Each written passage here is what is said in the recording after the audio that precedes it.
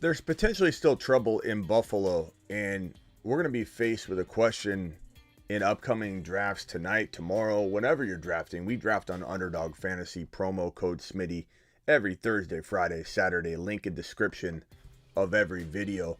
And when you're on the clock at number 10, 11, 12 overall, you've got a decision to make. Are you potentially going in a direction of Stefon Diggs or St. Brown when, according to certain sources, this thing's not entirely resolved in Buffalo between Diggs, Josh Allen, Diggs and the Buffalo Bills? And no one's making stupid comments or statements, at least from this side of the fence, saying that Diggs isn't going to play 2023. I'm not suggesting that. But anybody that comes quickly to the defense of Diggs and says, he'll be fine, he's going to have a Smitty, he's going to have an amazing year, he'll be absolutely perfect, things are great, it's rose petals, flowers, and silver doves, and everything, Smitty, everything's fine. If that's your stance, I mean, you're really just, you own Diggs. Congratulations, welcome to the show, Diggs Dynasty owner. But when things like little bit better of a place, Jeremy Fowler said today, this was on the Rich Eisen show, things are a little bit better of a place that they're in between Josh Allen and Stefon Diggs specifically, is what he was talking about. There's concern. There's concern about continuity. There's concern about whether Diggs is going to be in the right frame of mind. Now, some might say, hey, he's going to be driven off of this stuff. Chip on his shoulder. He's going to have a great year. And that certainly could happen. I'm not saying that is out of the realm of possibility. But Rich Eisen also posed the question to Fowler on his show saying, did this really, he's just dumbfounded, basically saying, did this issue really go undiscussed for months, waiting until just recently to try and like get things out there and between Josh Allen and Diggs and have a conversation? Since the Bengal game up until just very recently, it appears, we're not 100% certain, we don't know, and even Fowler said that, we don't really know if a conversation or two had taken place. But Eisen's posing the question, and a lot of people are wondering, did Josh Allen and Diggs really not talk until recently, like really recently, from that Cincinnati Bengal playoff game up until like a month ago or less than a month ago? And you got to ask yourself, are those the most ideal conditions for a player you're taking at 7, 8, 9, 10 overall? That's my question. It's not that Diggs is a total bust. It's not that Diggs is a total avoid. But a Diggs owner, somebody that already owns Diggs, will come in and say things like, Smitty, relax, he'll be fine. Yeah, I know you believe that. But we're talking about the person that doesn't yet have an investment made. You're talking about a person that's on the clock in a best ball draft. Promo code Smitty. Underdog Fantasy promo code Smitty. Underdog Fantasy promo code Smitty. You're on the clock tonight. You're doing a draft. And you got to take Diggs or Amon-Ra St. Brown. I'm leaning St. Brown. I'm leaning Amon-Ra St. Brown, who I mapped out in a video. Go watch it. It's 2 videos back. I mapped out why this guy's probably going to get 10 to 12 to 14 touchdowns in 2023. Probably going to get, I would say, 1,500 total yards minimum, because he'll probably run for 150 to 250 yards. He'll probably run 1 or 2 touchdowns in, on top of having what I think will easily be a 1,300-yard season with 10 to 12 receiving touchdowns. I'm at a place right now with Stefon Diggs that it's not that I don't trust him, like, to be good when he's on the field. It's not that I predict him to fall off, even though he does turn 30 years old. In Dynasty, you better get rid of him.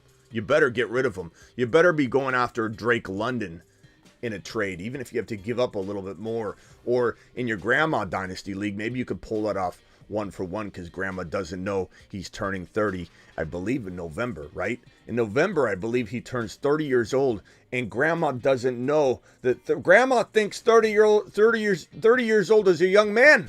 You can get rid of him in a Dynasty League. But you got to act now. You got to act now. And in redraft, I don't know that I feel warm and fuzzy inside when I'm drafting Stefon Diggs around 8, 9, 10, 11. Live from the FantasyFootballShow.com studios, it's the Fantasy Football Show. Live! Monday through Friday, 7 p.m. Eastern. From the FantasyFootballShow.com news desk, here is your breaking news. So, again, a lot of people are going to have an adverse reaction to this kind of headline, this kind of show. Smitty, this is clickbait. I hear that all the time. This isn't clickbait. I mean, this is news that is out there right now. Whether it's entirely true or not, we don't know. That's why we come to the table to discuss said news, because we have to either shoot some of this stuff down. Sometimes I tell you my opinion, and my opinion can change from day to day. And we've got 2 super chats coming in hot. We got a $10 hauler from Bryson. We've got a $5 hauler from Overcome. Overcome says, I'm going to end up with 100 underdog drafts this year. Attaboy, broski, underdog fantasy promo code Smitty. Overcome. To the moon. You, young man, go to the moon, Overcome. That's an order. Go to the moon. Report to the moon right now. $10 hauler gets a moonshot. To the moon. Bryson, appreciate you dropping a $10 hauler. Bryson says 10-man PPR, 2 flex, 1 QB. My updated team, Schmitty, did a trade QB. Law Russell Wilson did a trade QB. What was the trade? QB's Law Russell Wilson, T-Law Russell Wilson. Okay, that's a 1 QB league. I don't mind Russell Wilson as your backup. T-Law is a top 6 quarterback. Nice. Walker, Charbonnet, Stevenson, a great running crew. You got J.K. Dobbins, trade bait potentially. Nick Chubb, fantastic, bro. Your running stable is amazing. Najee Harris, what are you drafting? What is this? 10-man league, my foot. Yeah, right. 10-man league, yeah, right. 10 grandma league, maybe. Stevenson, J.K. You got Nick Chubb on the bench. Najee Harris on the bench. Wide receivers, Garrett Wilson, Chris Olave, Drake London. Come on. Come on, bro. How is this even possible? T-Law, Walker, Charbonnet, Stevenson, J.K. Dobbins, Nick Chubb, Najee Harris, Garrett Wilson, Olave, London. How do you... Come on, Bryson. We weren't born yesterday. As Miami Mike, Coach Mike McDaniel said, when's my birthday? My birthday's not yesterday. So I was not born yesterday. Therefore, this doesn't make sense. I can't compute this team, but I'm going to Smitty approve it. You've just been Smitty approved. I don't know. Bryson, that team... You got a first rounder. You got a first rounder in Garrett Wilson. You've got let's see here. You've got a second rounder in Nick Chubb. You got a second, third rounder in Stevenson. You got a third, fourth rounder in Najee Harris. You got a second rounder in Chris Olave. You got a third, fourth rounder in London. J.K. Dobbins is a 5'6". T-Law is a 5'6". Just cleaning up your local nursing home. Just taking grandmas to school. Bryson's a savage. A nursing home fantasy savage. They've got signs up at nursing homes everywhere saying Bryson's coming for you. Don't pay your pension into Bryson's fantasy league. He sells it really hard. He comes in, he goes, hey, I got a 10 grandma league. 2 spots open, $50 entry fee. Don't let this man in the building. Attention. Everybody at the nursing homes, attention, Bryson is walking the facility trying to enlist grandmas into his league so he can take them to school. Oh, Bryson, this team's phenomenal. Good job, Bryson. Team Smitty approved. Whoever you're playing with, I feel bad for. You've just been Smitty. Dude's got like 8 second rounders. Okay. Again, not fabricating clickbait news with this information. Undiscussed for months is what Rich Eisen's insinuating. Jeremy Fowler not denying it in an interview on Rich Eisen's show. Not denying that it went months undiscussed between Josh Allen and Stefon Diggs. Coming out of the Cincinnati game, he was very, very upset. And Fowler said it was very abundantly clear that he was very pissed off about usage and all that. And Josh Allen came out and said, right before things got kind of resolved and pieced back together, a week or two ago, Josh Allen said it was not football related. Well, it is football related. It's related to usage. He was pissed off. He felt disrespected on the side. There was all kinds of rumors as to how Diggs was upset and didn't want to speak to his quarterback.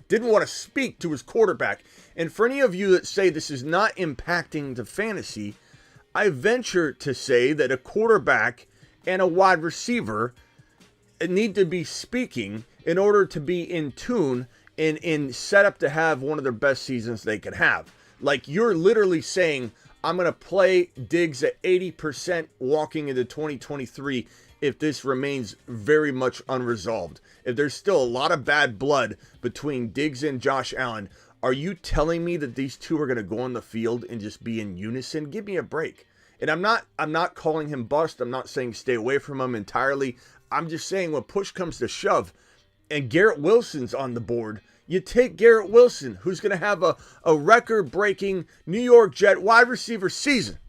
And he's going to go out there and dominate. And this guy who's causing problems has the makings of the beginning stages of Antonio Brown. I am not saying he will turn into Antonio Brown. He doesn't appear to have the off-the-field tendencies to drama off the field necessarily. A lot of his problems are sideline, locker room, on the field related.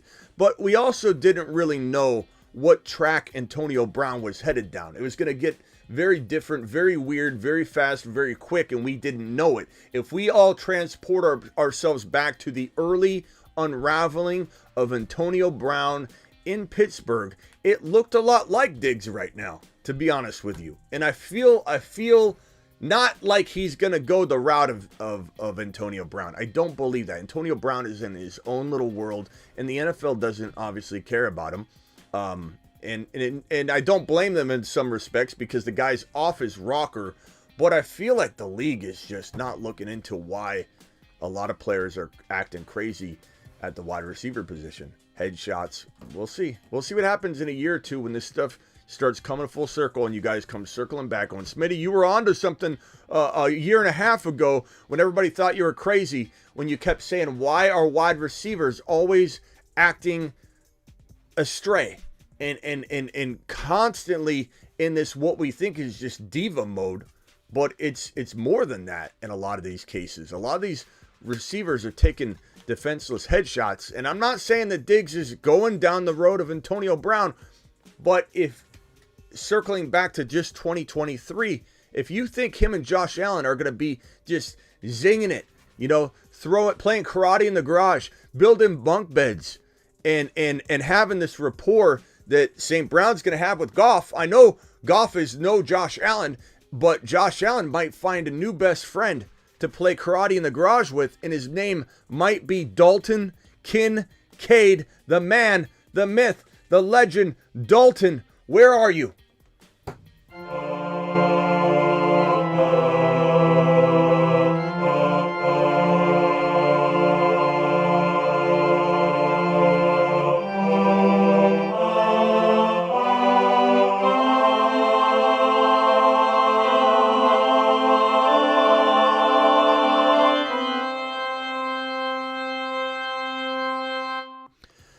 Dalton Kincaid is here to stay. We got Paul Wolfer dropping 5 gifted memberships. To the moon. To the moon you go, young man. Appreciate you, Paul, for doing that. I appreciate Paul so much. Thank you, Paul. And Bryson, thank you again for your super chats and everything you've been dropping. Here's another $5 wad by Bryson. He says, the trade I did, Schmitty, was Tyreek and Njoku for Najee and Chubb. And TJ Hawkinson. Bro, come on. Come on, bro. Hold on. King 25, code 428. Dispatch Vito Popo. Popo has been dispatched. King 25 out. Got him.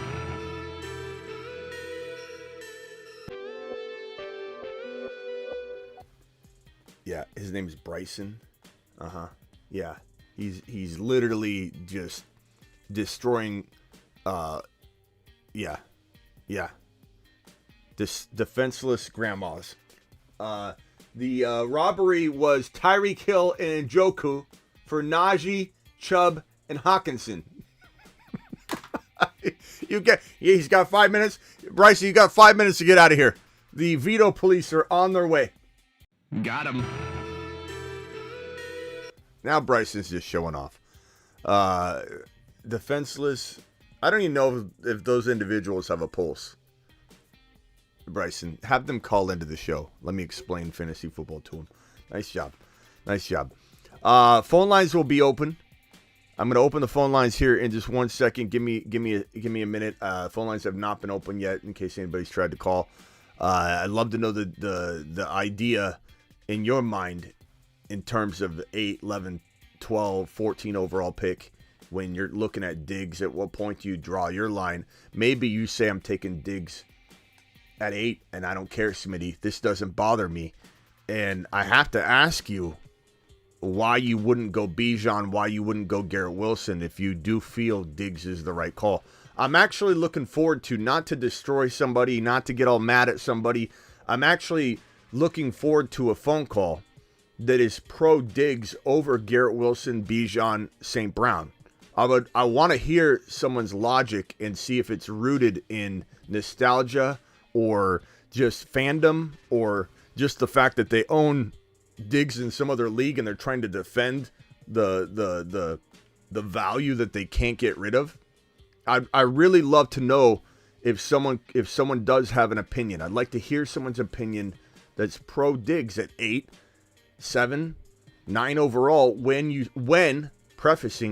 still have Garrett Wilson, Bijan, or St. Brown on the board. So dial in. Call into the show. Call into the show. There's just a reason to say to yourself that an unhappy wide receiver, they say an unhappy wife, if you have an unhappy wife, you have an unhappy life.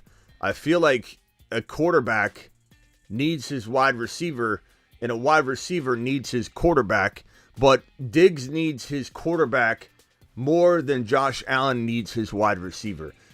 I'm not suggesting that Allen will be as good without Stefon Diggs, but he will find a way. Look at Patrick Mahomes, and you may say, Smitty, Patrick Mahomes is different, and he is.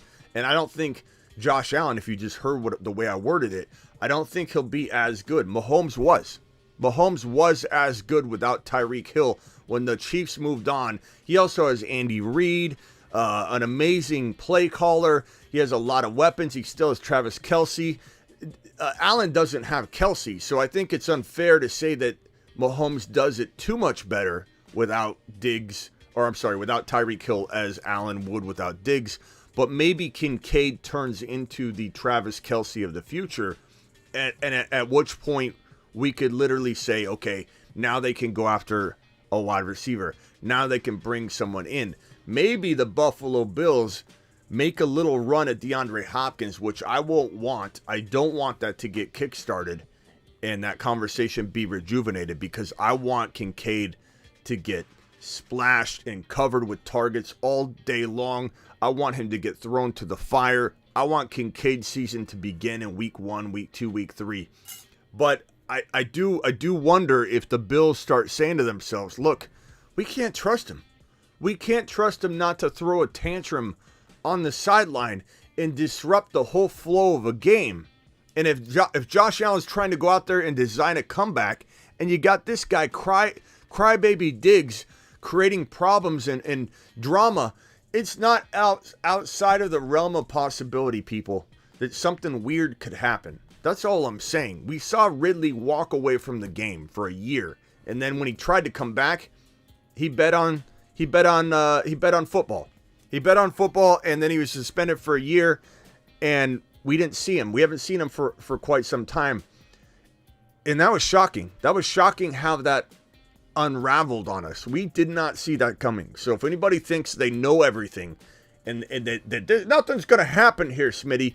It has the makings of one of the most volatile wide receiver situations in the NFL.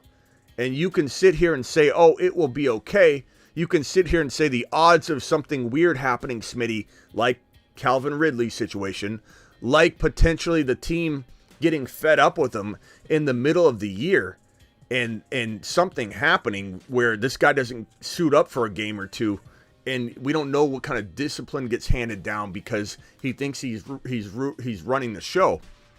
If you think there isn't a scenario where he could screw you out of 1, 2, 3 games for some sort of weird unraveling that happens in the middle of the year where he gets benched for a game for discipline, if you think those things are outside of the realm of possibility, you're joking yourself. You're kidding yourself. You're just invested. You're invested in Diggs, and you can't see clearly if you think that he is a safe top 8 to 9 overall pick. Call in. If you disagree with me, I'm not mad at you. I want to hear your perspective, but come and convince me on the phone line right now. Convince me that I'm wrong. I would love for you to call in and convince me that I'm wrong. Show me the light. Tell me how he's safe. Tell me how he's safer than Garrett Wilson or even St. Brown, and especially Bijan, because I don't think you can. He'll be traded. The team is going to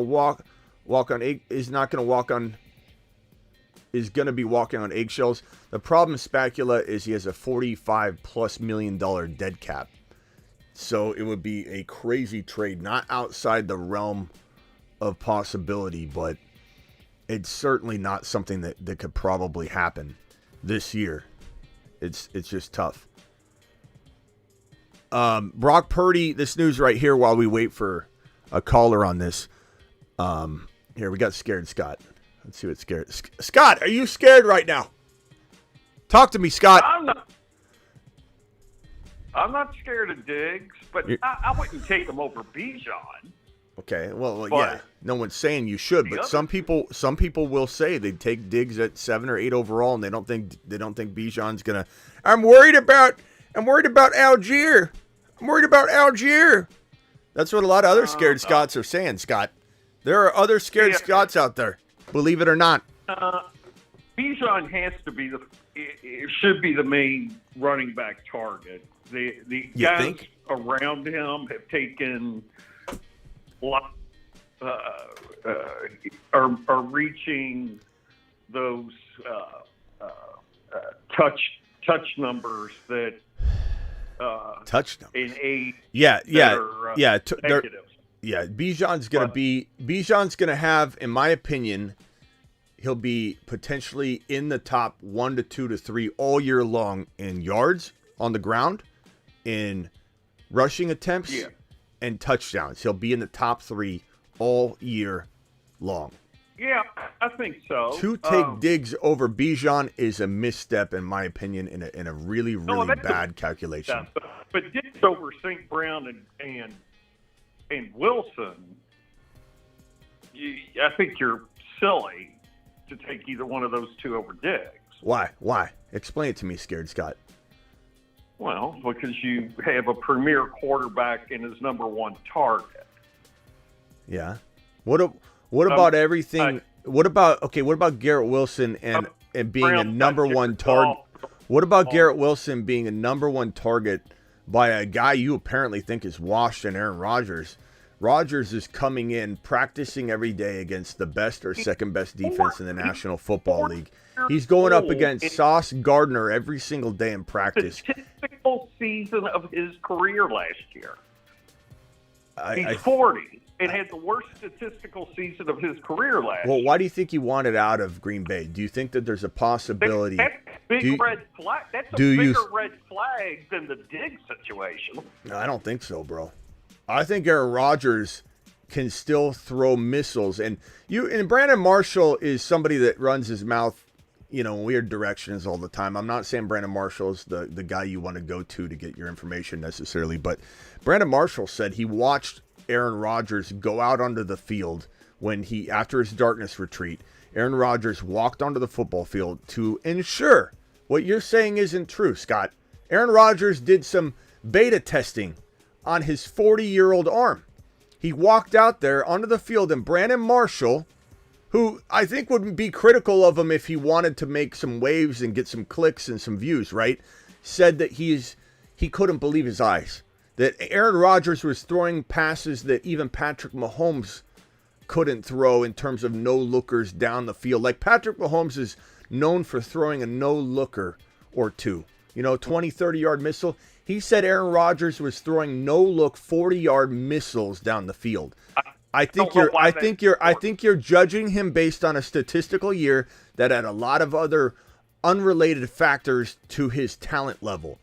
And Aaron Rodgers is walking into a situation, Scared Scott, where even if he diminished a little bit talent-wise, his mental capacity mixed with defensive help and field position that he's going to be granted with weapons, the best weapons he's ever seen, he could afford a little bit of a diminished arm and his intelligence and ball placement, because don't tell me his accuracy's gone. We've seen quarterbacks older than Aaron Rodgers go out there and still be able to make decisions. His arm strength, even if it goes down a little, you got to remember, this is one of the strongest arms in the NFL. Even if it deteriorates a little bit, he's still probably in the top 10% of arm strength. I don't understand where you're drawing conclusions off of a bad season. You don't think quarterbacks have bad seasons? He wanted out of Green Bay because they have a lot of building to do. Jordan Love will look good in spots, but they're still rebuilding, Scott. 31 had a bad season. He's 40. He's 40. Yeah, but Scott, you're acting like that is a running back. He is a quarterback. We've seen quarterbacks play into their 40s before. This is not a new situation. Do you know what you're doing right now, Smitty? What am I doing, Scott? You're doing exactly what you're accusing the viewers of doing with Diggs. What? What's that? You're putting blinkers on over nostalgia and everything else. I don't think so, Scared Scott. I don't think I am. I don't think I am. I don't believe Aaron Rodgers has dropped off like you do. I think any deterioration in his arm or game will be covered up and made up for in droves based on the talent around him on both sides of the football, Scott. Aaron Rodgers is going to be handed good field position every time he steps onto the field. Wilson. Let me put it this way.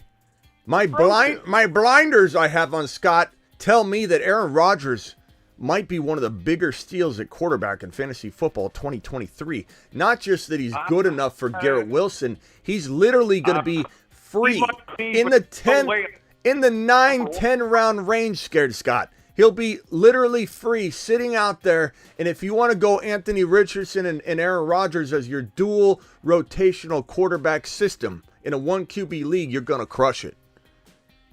You're going to crush it. Okay. I'll take Fields in the fourth and not risk that. In the fourth, he's going in the fifth, Scott. And you don't take Fields, I take Fields. You can't come in here and start barking off Fields. Fields is my guy, not your guy, Scott. Take a lap. And if you go taking Fields in round 4, you're reaching about a round and a half, Scared Scott. Don't get scared and draft guys that early. He's got a 5.5 ADP. Of a best ball draft. What? Basing it off a redraft. Okay. We redraft. We do best ball drafts. Even in best ball, he's 48th, which still puts him in the fourth. He's not. He goes in round 5 more than he goes in round 4. I'm telling you that right now. You can get him. You can get him at the top of round 5 a lot of the time, minimum. But Trevor Lawrence is also there in the 6th round sometimes. It depends. Right now we're in super flex mode, and so we're gonna see all these guys go high. Sometimes that has us walk out of the super flex best ball drafts on Underdog Fantasy because the only thing available right now is the Mania, which is awesome. I love the Mania. $25 entry, and you can win up to what? It's $3 million. You are right. He's dropped to 49. So he's the first pick of the 5th round. Yeah, you can, but a lot of times, Scott, you're gonna see variation though in that ADP. So that like if his ADP is 5.1, half the time he'll go at 5.4, and then sometimes he'll go early. A couple people like you getting in the draft and taking him mid-4th, you're gonna affect the ADP. You need to stop that. He's a steal. He's a 5th round steal. I have decided I'm taking one of the running quarterbacks. I've ignored it for a while. That cheat code is great, and Lamar is just that. What do you think about his PCL? It's not 100%. It's not 100% scared, Scott. Because it was half torn. It was a tooth surgery. I don't understand it. I don't know how it doesn't get torn all the way at some point. Well, what happened with his PCL is, so people know, PCL, ACL, it's in the middle of the knee. On the model, you can turn it around and see it. They show it on the back, but it really is in the exact middle of the knee. The PCL and ACL cross like this. And let's just take the ACL out of the equation. Let's pretend that's intact. The PCL or ACL, when you stretch it to the point where there's some lax in it, and it's not necessarily holding that joint tight, the ACL still is. But I wonder if there's a little stress on the ACL as well, because if you pull one a little bit, you could stretch the other, because they're both keeping that knee joint tight. Think of it like when you bend down, to pick something up, or you're twisting. If this knee is loose, if you don't have a PCL and an ACL, you have literally your LCL and your MCL holding your knee joint tight, and it's just grinding away that meniscus. And so whenever you have any damage to the PCL or the ACL, which both are in the middle of the knee and they cross, like on the model, if you tear it to a certain degree, it's useless because it's stretched out like a stretched out rubber band. Where it stretches out to a point of being useless is a grade 3, or a complete tear is a grade 3. Typically, that you tear it at that point. So, in my opinion, the fact that he was seeking out opinions and trying to figure out if he should have surgery, he was on the verge of a grade 3 tear. I think his PCL can't be, in my estimation, and I'm not a doctor, but I'm the best deep fake fantasy football doctor on the planet. My estimation is that you're looking at a not anywhere near 100% tightness of that PCL. Its ability to keep the knee as tightly, pulled together. Sure. I think it can't be 100%. It can't be. Freaking knee, your bottom leg can virtually go in any direction without the PCL. Yeah. I don't understand why you wouldn't have surgery. The ACL keeps it from going one direction. The PCL keeps it from going the other direction. That's essentially what it is. If you didn't have either, your knee could drop off like that or drop off like that. The design of both is to keep it tight so that the other ligaments, everything's holding that sucker tight. The only way it doesn't matter is if your thigh strength is so strong that you have literally like knee muscles that other people don't have. Garrison Hurst had a torn ACL walking into the combine back in the day, and his quad strength was so tight that it was literally his ACL wouldn't have even done anything if he had one, because his knee was held so tight by these weird surrounding muscles that other people just didn't have. Like, it was almost like getting muscles wrapping around his knee, like a bandage just wrapped around. And I talked to the doctor. The doctor that did my ACL surgery did his or sat in on it as he was training back in the day. And he said that the only reason Garrison Hurst had his ACL surgery was to appease the NFL scouts and teams, because everyone was scared of ACLs when Garrison Hurst came into the league back then. And if you didn't have one, they wouldn't draft you. So they went into his very healthy knee and tore it up, put an ACL in there, drilled holes, made him recover when he really didn't technically need it. So there are cases where a player cannot need an ACL, but it's very rare that the knee is that strong and the thigh muscles and the quads and the surrounding knee is able to keep that sucker tight. So, like, you know, ACLs, PCLs, it's all like anything. It's case-by-case basis whether, you know, it's going to be an issue or not. But Lamar runs so much, it's a concern to me. What's going to concern me is if it's not 100% healed and he gets hit there, he's going to have some sort of, like, you know, already ready to swell up situation that's just going to, you know, make him sit out a couple games. And he's very much an injury risk, I think, because of the PCL. But I'm not necessarily saying he's going to get hurt by it. He could avoid injury all year long. Maybe Munkin doesn't have him run near as much. Maybe he takes a lot less risk and he ends up escaping and ends up healing by midseason. And I don't know to the degree how quickly his PCL will heal or how much it can naturally tighten back up. But if it is stretched out, more than likely he'll have some sort of, you know, recovery and some tightness that returns. But it's not like you can just, if you take your PCL, your ACL, and you stretch your knee out and you get that ACL a little bit lax, it's not like you can ever just get it back to 100% tightness.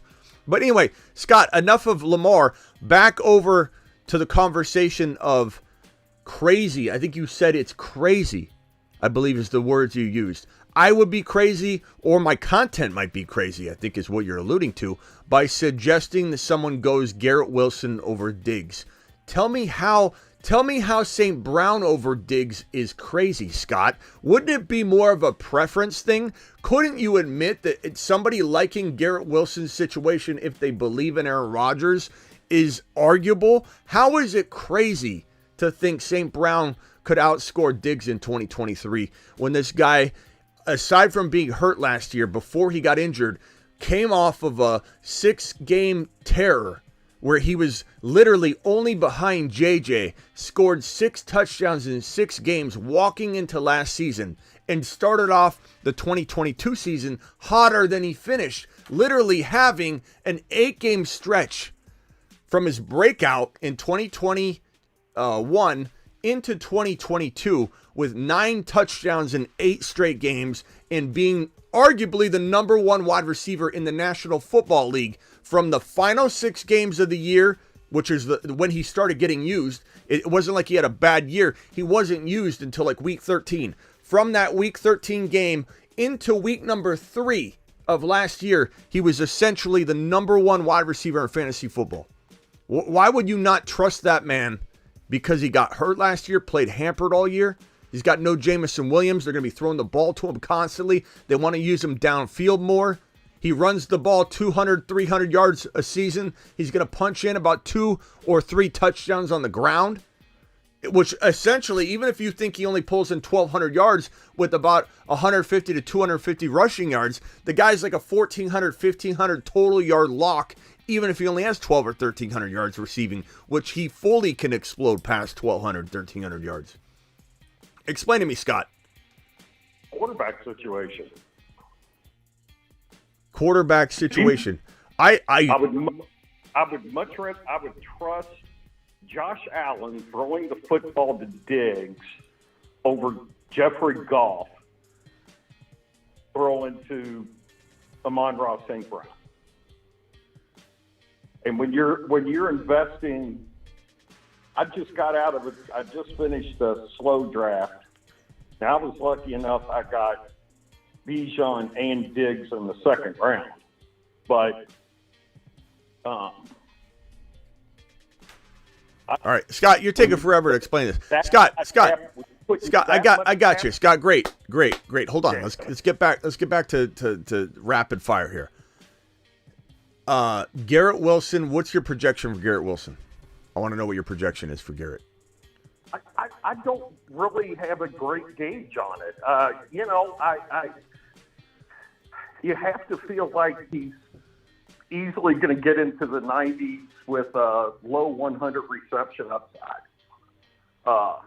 I don't think you're going to see anything crazy like 120 catches or anything like that. Why would you think that? How do you not see this, Scott? How do you not see this coming? I don't understand how you don't see this coming. Garrett Wilson with literally the worst quarterback rotation in the National Football League last year, rotating, not only rotating, but no one throwing him the football, still managed he was offensive rookie of the year, but he managed to do what no other rookie wide receiver did with no quarterback play. Do you really believe Aaron Rodgers is going to crap the bed that hard that he isn't getting a significant upgrade at quarterback? A guy that turned Christian Watson, whether you disagree with what Aaron Rodgers did on the field or not last year, turned Christian Watson into what we're expecting him to be now. Just flashes of brilliance, total maturity, brought him along on a fast track. You don't see Garrett Wilson having a 1,400 yard season and 10 plus touchdowns? It's possible, but I also see Diggs doing it. And you are, as a scared Scotty, you're not worried about what's going on in Buffalo at all? It doesn't have you pause? You just think this is going to be absolute glory. They're going to be in unison. There's no the animosity between the two. They hadn't talked, reportedly. There's no guarantee way to confirm this, but according to the Rich Eisen show interview with Fowler, they don't know. Their assumption is that maybe Josh Allen and Diggs haven't talked until just recently, when they had that press conference and everything. Just kind of, Diggs showed up to practice and didn't. Kind of ended his what appeared to be an initial holdout that first day. You're telling me that you're worried about Aaron Rodgers, you're worried about this, you're worried about that, you're scared about this, you're scared about that, but you're not worried about Diggs and Josh Allen right now not speaking, until just recently? That doesn't bother you? No, because I think Diggs, when he hits the field, goes to the field, freaking be a monster. All right, hold on one second. I got to get these super chats out of the way. Then I'm going over to Scuba Steve and then Joe. Lunchbox says, "What's the Scott Fishbowl satellite about on Underdog?" There'll be potentially a Scott Fishbowl league that you can join, and all the money will go to charity. So hit that link in the description if you want to get ready and prepared for that, and then you can sign up. I'll be giving you information on that. QBs to target 8 to 12. Appreciate that, Lunchbox. Get ready for it. But all the money, I believe, goes to charity. So if you win, all that money goes to charity, which is great. I'm just letting you know up front. QBs to target 8 to 12, Richardson, Rodgers, Danny Dimes, Goff, and Captain Kirk. 8 to 12 round territory. I would say my favorite QBs here are Rodgers and Richardson by far. The other guys, and I know Ron would say get Kirk Cousins on your squad, and I understand that, but I'm going Rodgers or Richardson. I'm definitely loving the combo, and you can typically in redraft one QB get both these guys together and go late quarterback shopping. But usually I don't get to that point, because usually I have Burrow on my team. Usually I have Trevor Lawrence on my team. Usually I have Justin Fields on my team, and those are what I call the escape parachutes, that at every round I have one. Like when you get into round 4, Joe Burrow is my escape parachute. If I pass on going early quarterback like Hurts in round 2, which I fully support, and I talk about early quarterback all the time, and all the naysayers against early quarterback don't have a case. They don't have an argument. You can call in and argue with me all day long. I'll tear down your argument to shreds, because early quarterback can win, but so can late quarterback. That's why we crushed it last year with Joe Burrow and Jalen Hurts as two of our biggest landing predictions of 2022 in the 6th round. Smash. Doesn't mean you can't win 100,000 different ways, because you can. And so if I am looking at Burrow in 4 and I get sniped, if I'm looking at Fields at the top of 5 and I get sniped, if I'm looking at T-Law in 6 and I get sniped, well, Richardson and Rodgers are there for me, and I'll smash that all day long. I love that. Jacob with the Diggs and Wilson's ADP should be switched.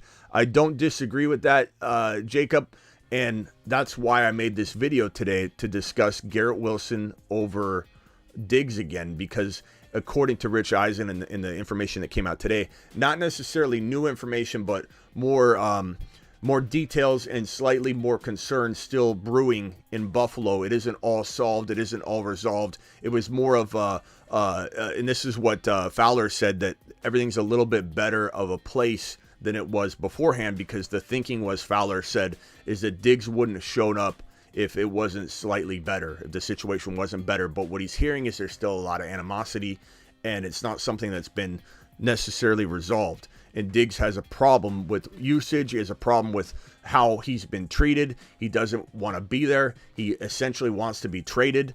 I don't even know if he's following the team again on social media. He reportedly unfollowed everybody, and he's following other players and teams. Essentially, I believe he's following another team or so. But he did unfollow the Buffalo Bills, according to reports. And I haven't checked to see if he's still following them. I doubt he has. I checked a couple, like a week ago, and he still was not following the Buffalo Bills.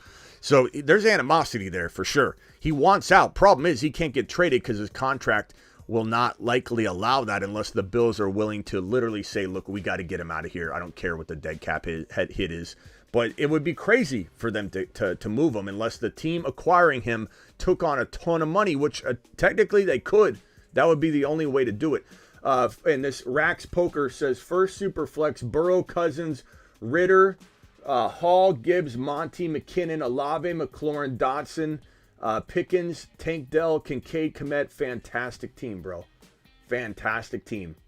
Quarterback room's on point. Running back room is phenomenal with Breece Hall, Gibbs, Monty, McKinnon. Wide receiver room, I even like the little cuff you got going on with McLaurin and Dotson because one of them's going to explode. I don't think they just eat into each other's workload, and I believe it will be Dotson, but if he gets hurt, McLaurin goes off. If McLaurin doesn't grab a hold of what I believe is going to be a little bit more target share going to Dotson, then Dotson's going to go off. I think Pickens is fantastic there. And Tank Dell, I love your team. Kincaid, Kmet's the perfect combination because Kmet can hold you over until Kincaid gets to where I think Kincaid can get. Appreciate you dropping that super chat. I think I'm caught up on the super chats. What are you looking to get in Diggs and Dynasty? This is a great question, and I think I'd probably say something along the lines of one of the Moon Men that are a little bit still under the radar. Not that people don't know that they're going to explode or break out, but when Underdog has higher lows on Drake London that is 850 yards, on Watson getting 850 yards, on other players around that territory, Dotson getting 800 yards, that tells me that the general population, including Underdog, including a lot of people, are in wait and see mode for Watson, for London. And I think London would be the most attractive long-term option. This guy was so efficient in press coverage and single coverage. The guy was like in the 70 to 85% conversion in those coverages. Just success rate was through the roof for this kid. And Ritter's a decent quarterback. He's not amazing. He's not going to be top 10. At least I don't think he will be. I certainly wouldn't rule out a situation where he becomes a lot better than any of us think. But Ritter was a good college quarterback that comes into a system where he's going to have the number one running back in the National Football League. They had the number one running back outside of the Eagles with Jalen Hurts running the football last year. So they're going to be better on the ground than they were last year because Bijan runs circles around Algier. As much as we love Algier, this is going to be a much improved situation. Ritter's going to go out there and be able to be Jared Goff-like. And Goff is proving in Detroit that he can be amazing with amazing weapons. Like Goff can literally be good. I wouldn't call him amazing. I'll say good to almost great. And great being not elite, great being outside the top 6 quarterbacks, but great being this guy could dance like Geno, like Tua last year in territories where you're scratching your head going, do I put him in my lineup over this better quarterback because he's delivering? Like so I think Ritter will be flirting with 12 to 18 quarterback territory because of his weapons. I don't think he'll be 12. I'm just saying he'll flirt with it. And at the end of the year, if Ritter's 18 out of all fantasy football quarterbacks, guess what? That's enough to feed Drake London 1,400 yards and 10 touchdowns. So Drake London, if you have to give up a little bit, so if you give up Diggs and a potential 26 first rounder, throw the future like 3 years down the road to the wind to upgrade and develop your wide receiver room. You don't want to get left holding Diggs at 30 years old in November when you can't get even close to that type of trade pulled off. So that's the kind of move I would recommend you trading. Ron Navy is a Mars man, so he jumps ahead of Scuba Steve and Joe, but he's always such a gracious man. I wouldn't be surprised if he said give Scuba Steve the floor. But Ron, do you have something you want to add real quickly before you probably offer that up? Marsman Ron. No, let him go ahead. I'll talk afterwards a little bit about Diggs, but then I want to ask something else. So okay. Let him go. All right, I knew Ron would do that, but Ron's a gentleman. He's opening the door, holding it open for Scuba. Scuba, you're live, and Pyram's been a member for 8 months. And he says, after Bijan Gibbs, who are your favorite rookie running backs? I'd probably say, bro,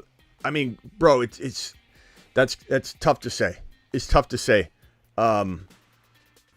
We could go in 100 different directions, but I think the main point here is that Bijan and Gibbs are so far apart from everybody else, and there were a couple players that we thought were going to have the potential with landing spots to land in phenomenal situations, and it didn't really work out that way.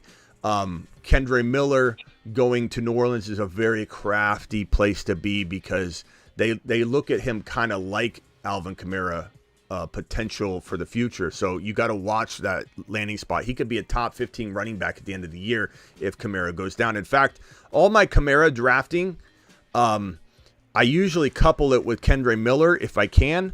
And I think I might do a video on how you can win a league doing the Kamara and Kendre Miller cuffing. Because I think Jamal Williams is putting a wrench into the situation enough for people to avoid both of them in some cases. And the idea of drafting Kamara in around 8 or 9 and getting Kendre Miller with your next pick is one of the craftiest ways to fill your running back 2 spot. And Kendre Miller is a key component there because if Kamara misses 4 to 6 games with a suspension or is mediocre and loses that step everybody thinks he could have lost maybe, then Kendre Miller is going to explode. So it's a win-a-league approach. And they're not exclusive. They kind of go together in my mind.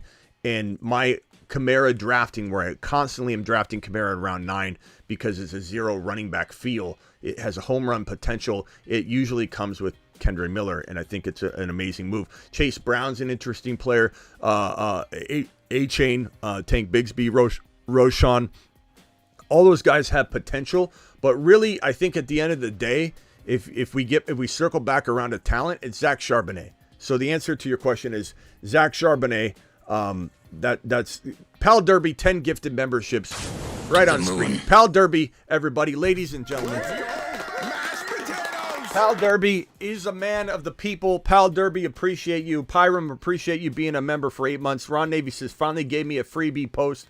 Ron dropped an LOL to celebrate his 12 months. Ron Navy, 12 months on the channel. Seems like way more than 12 months, I'll tell you that. And I don't mean that in a bad way. But Ron does seem like he's planted his flag here for longer than 12 months. Am I right? So appreciate you, Ron. Pal Derby dropping two $10 gifted memberships. No, Pal Derby dropping 3 10 gifted memberships. That is that's over a $20 hauler. Alert. Super chat alert.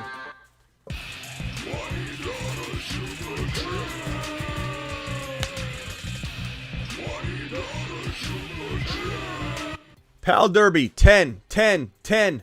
And then Ron Navy dropping his message. Okay, now Scuba Steve. I'm sorry I keep telling you you're up and then I take it away and then you're up. Scuba Steve, talk to me. It's all right, Smitty. What's going on, my man? How you doing? I'm good, bro. I mean, just doing it live. Well, I was going to get to my question in a second. I came in and I was listening to, correct me if I'm wrong, you were talking to Scared Scotty. You were talking about Garrett Wilson. Well, I'm going to be honest with you, Smitty. I think he could be the leader. If him and Aaron Rodgers, if that connection goes good, I think Garrett Wilson can end up leading the league in receiving yards. Just because I feel like it's definitely massive upside. I mean, you hit the nail on the head when I called in and I was listening to you. I mean, he should have. In my mind, I think he should have won Rookie of the Year between him and Chris Olave. And just for a simple fact, he was putting up good numbers. And you look at the rotation of guys. I mean, at first it was Zach Wilson and it was Mike White, and the guy just ended up exploding. Yeah, I mean, when we look at Garrett Wilson in his rookie season, it was phenomenal. It was a phenomenal rookie season.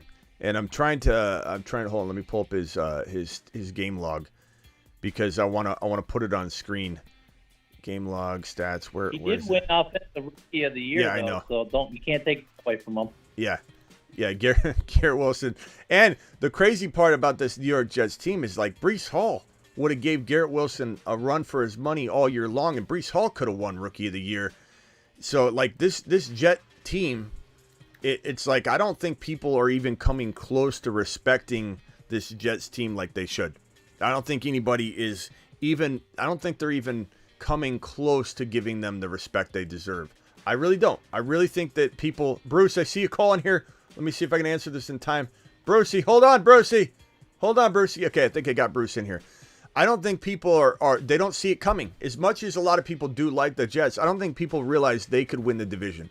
This Stefon Diggs situation, I think, is potentially putting the needed wrench that everybody else in that division needs for the Bills to maybe fall off a little bit. The lack of continuity, the locker room being kind of a disaster, no one meshing well. This is Josh Allen's number one player. This is his number one target. As much as we like Gabe Davis, we like him, as much as we love Kincaid, as much as we love Josh Allen's arm, to have this kind of disaster going on. I mean, I know a lot of you think you could just brush it off, but think about yourself in your workplace when you have animosity between the manager and yourself, or if you're the manager, you and your best employee or whatever, you're not going to be on your game. You're not going to have your best foot forward. You're not going to probably produce the best numbers. This guy, Garrett Wilson, as a rookie with crap quarterback play, Scared Scott, crap quarterback play, 83 receptions, 1,100 yards, and 4 TDs. To suggest that Diggs can't get beat out by Garrett Wilson in 2023 production, you are underselling Garrett Wilson. In my opinion, which is why Garrett Wilson was one of the first moon men that we activated to go to space and be a part of not only the moon men mission, but the Mars men. He's on a shuttle to Mars. Mars men. And don't forget, he gets to go up against the defensive rookie of the year in Sauce Gardner in practice. Every day he goes up against Sauce Gardner. Every single day. And not only him, Aaron Rodgers goes up against Sauce Gardner. 1,411. What? Diggs went 108, 1,411 last year. And name a wide receiver that you can remember besides Chase and JJ that did this. Under these circumstances, Scared Scott, 1,100 yards and 4 TDs. I don't care what Diggs did last year. I don't think you're hearing me when I say that Diggs is creating a situation of animosity that probably will have him not at his best. And Garrett, I'm old. I've watched the beginning of all of this. I saw how T.O. acted. I saw how Randy Moss acted. I saw how Antonio Brown acted. Unraveled? Now, throw away the old Antonio Brown when it was all fucking done. It's still, those guys still performed, and they were they were way worse than anything Diggs has done. I don't think we actually know that. We don't really know how bad it is in this situation. It's beginning to sound like, to me, that it's on Josh Allen and not Diggs. No, I don't think you have the right details or information. No, it's Diggs. If you follow his history, Scott. He started up in Minnesota also. Bro, do you know how likable Josh Allen is? He's the most chill and likable dude you would ever be around. You'd be blessed, Scared Scott, to be around Josh Allen. He would soothe your scaredness in a matter of seconds. This guy is a team player. He's a generous guy, a very confident, but very, very interested in your opinion and getting your insights kind of guy. And you'll hear nothing but positive things about Josh Allen and how he lifts people up around him. Diggs is one of the worst locker room wide receivers you could be around. Like, he's a locker room problem. Like, he's a diva. He thinks he made Josh Allen. When Josh Allen made Diggs more than Diggs made Josh Allen, let's be real. Let's be real. We can see quarterbacks still do. Maybe he takes a dip. If he didn't have Diggs, I'm not an idiot. I'm not saying he goes out there and he does exactly the same production year one without Diggs, but he would climb back up to his elite top of potential. If Josh Allen loses Diggs, he will not be in my top 3 quarterbacks. He will fall to 4. He could even fall to 5 below Justin Fields if he lost Diggs. Let's say they traded him, which they can't do because of his contract. Everybody needs to calm down. He can't get traded. It's a $45+ million dead cap. They're not getting rid of him. But if, let's say, they did in fairy tale land and they got rid of him, Josh Allen would drop to my number 5 quarterback behind Fields and the other big 3. For sure. But he would climb back up, I guarantee you, because he's that good. Diggs is good. Diggs is good, but Josh Allen made Diggs more than Diggs made Josh Allen. Make no mistake about it. Yeah, but don't forget, Cousins made Diggs before Allen got a hold of him. Okay, thanks, Ron.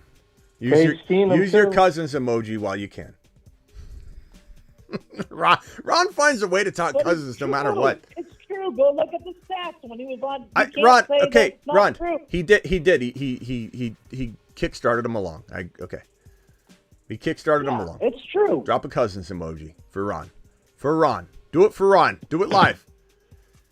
But Scared Scott, I can't believe you're scared over Garrett Wilson's situation where the Jets have the number 1 or number 2 defense. Aaron Rodgers going up against Sauce Gardner every day in practice. Aaron Rodgers living in the red zone, pitching a tent in the red zone. And you're not worried about this diva going out there creating problems when potentially, we don't have 100% confirmation, Josh Allen and Diggs didn't speak for months and months after the Cincinnati game, up until like recently, potentially. Maybe they had a conversation or a text. We don't have confirmation. We'll probably never know. But the assumptions are these guys are barely talking, Scott. And you could say Randy Moss did it.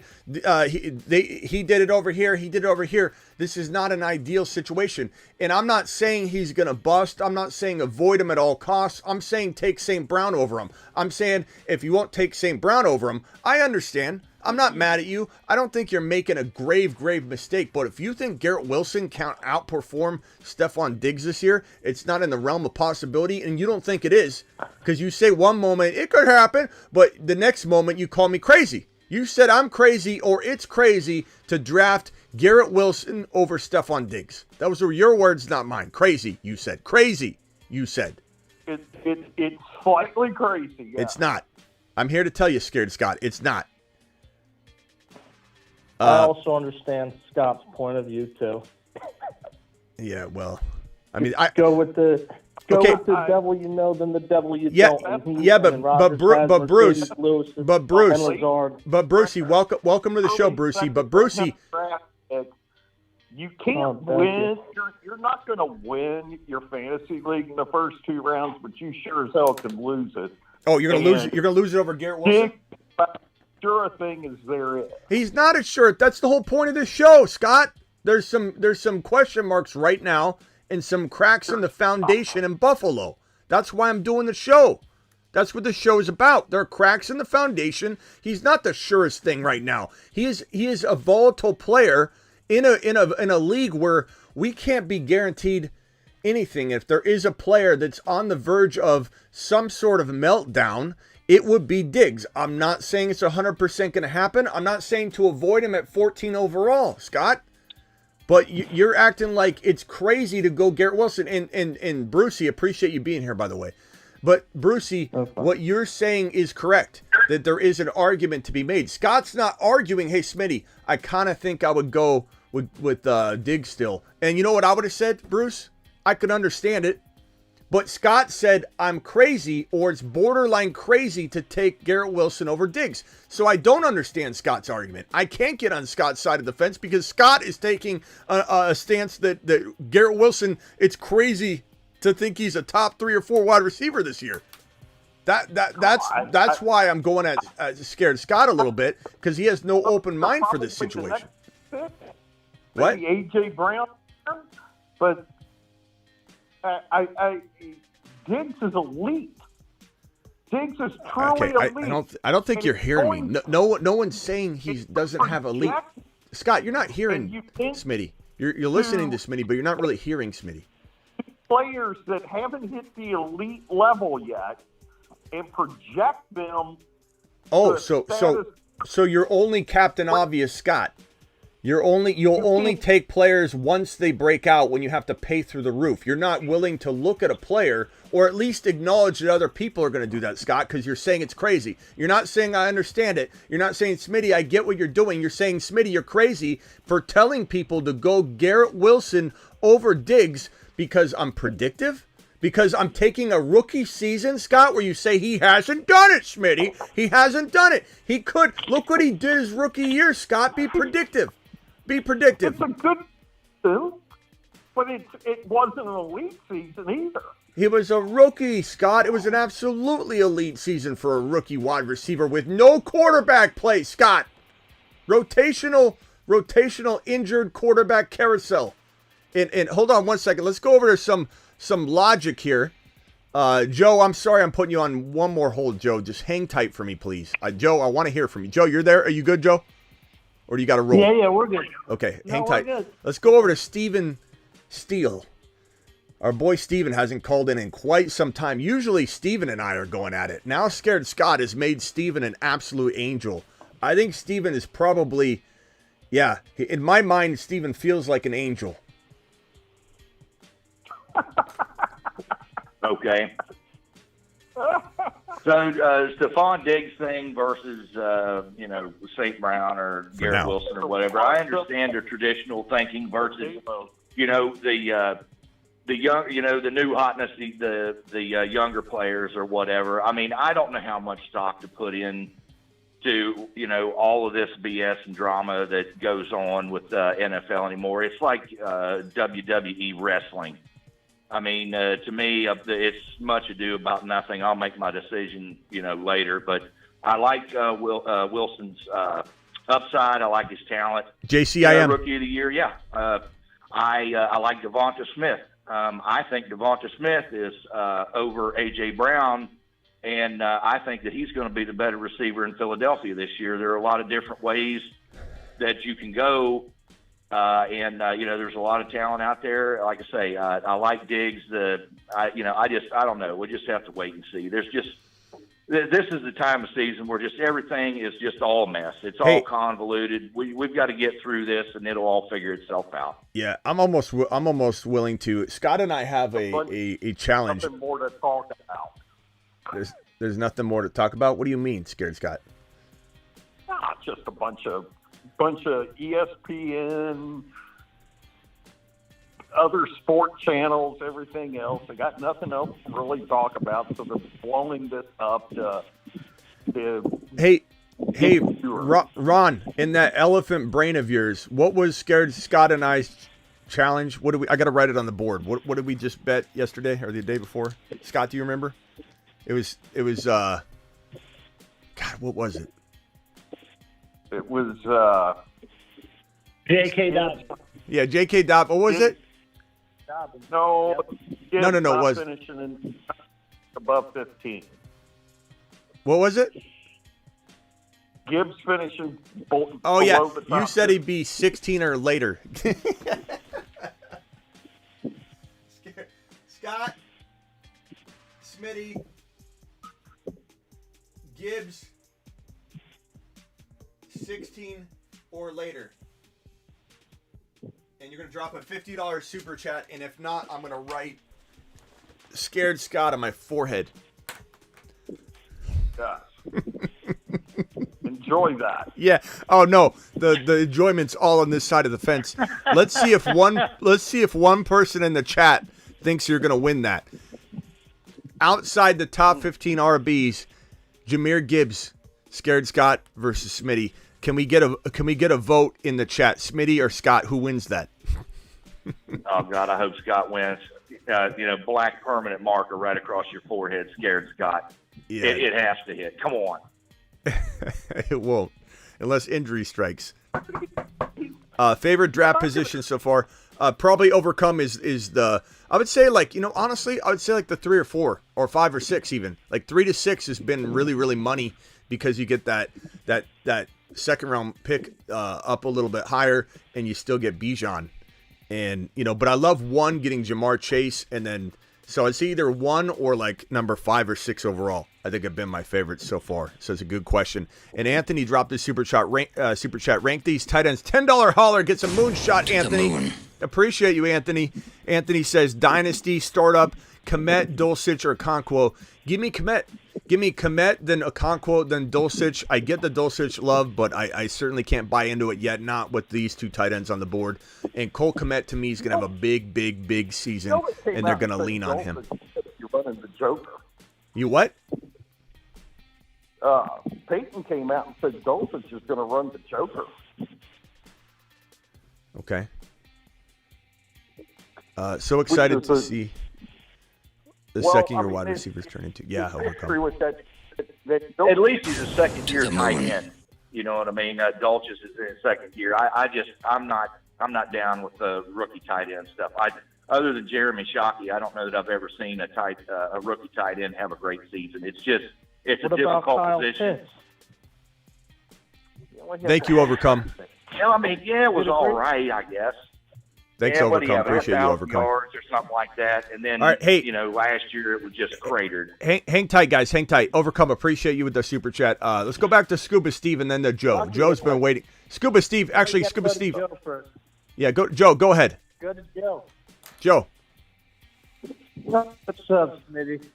What's up, Joe? Sorry about the wait. So I'm glad. I'm actually. No, it's all good. I'm actually glad Ron's here because I've owned Kirk Cousins for the last 4 years, and I feel like Kirk is going to have a great season with Addison and Hawkinson. Going back to Garrett Scott. Listen, Smitty has the show for a reason. I came in right around the same time as Ron. Like, I'm not so much on the phone, but I see what's going on with how Ron has, been on the show a lot. And I agree with a lot of stuff that Ron says. But, yeah, Garrett Wilson and St. Brown, these dudes are going to be, top 5 to 7 wide receivers this year. Attaboy.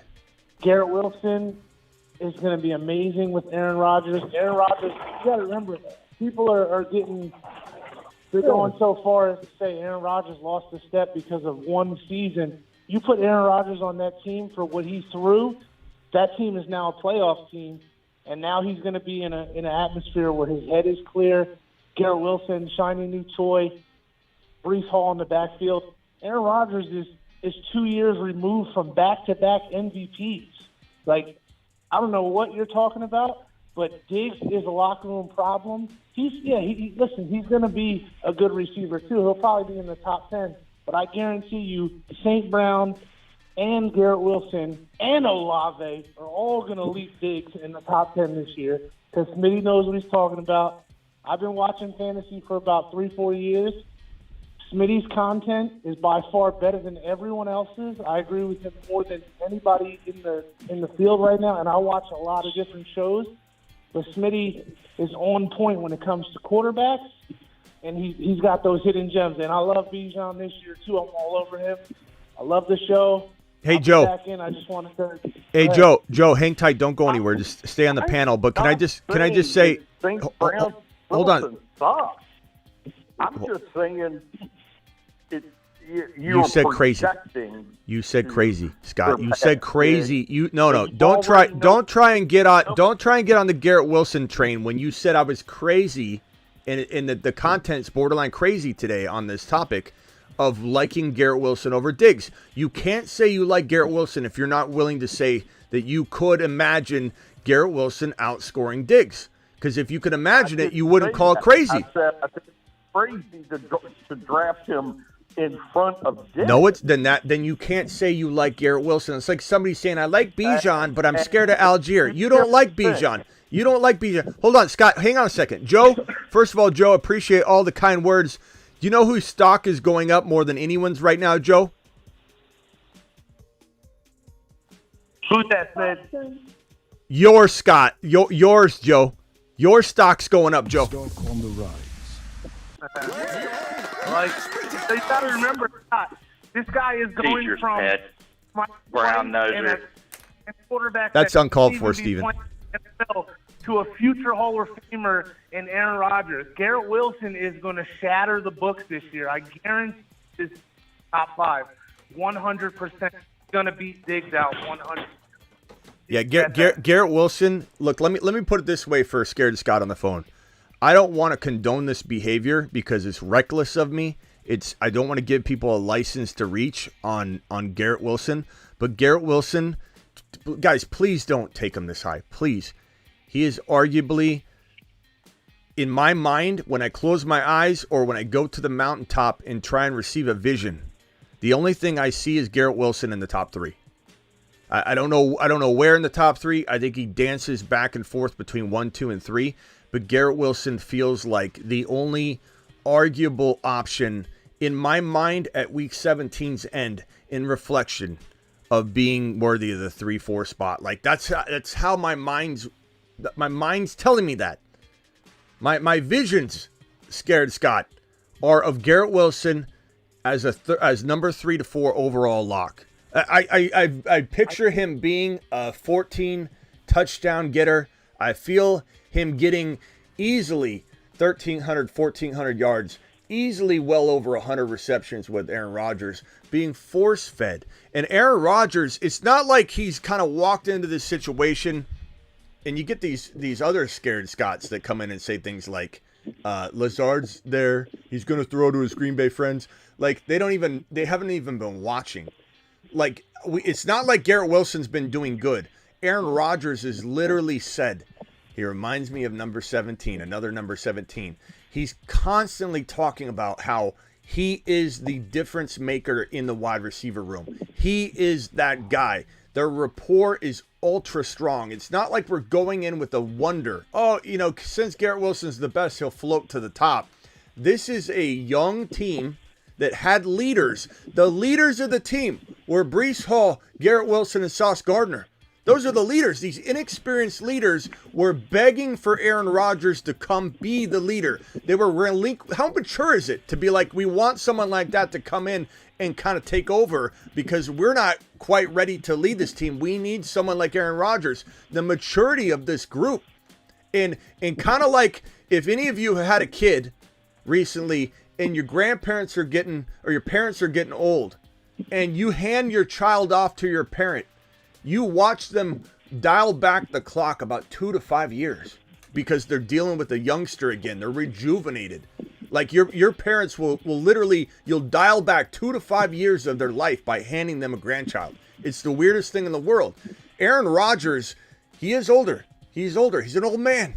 He's an old man in football years.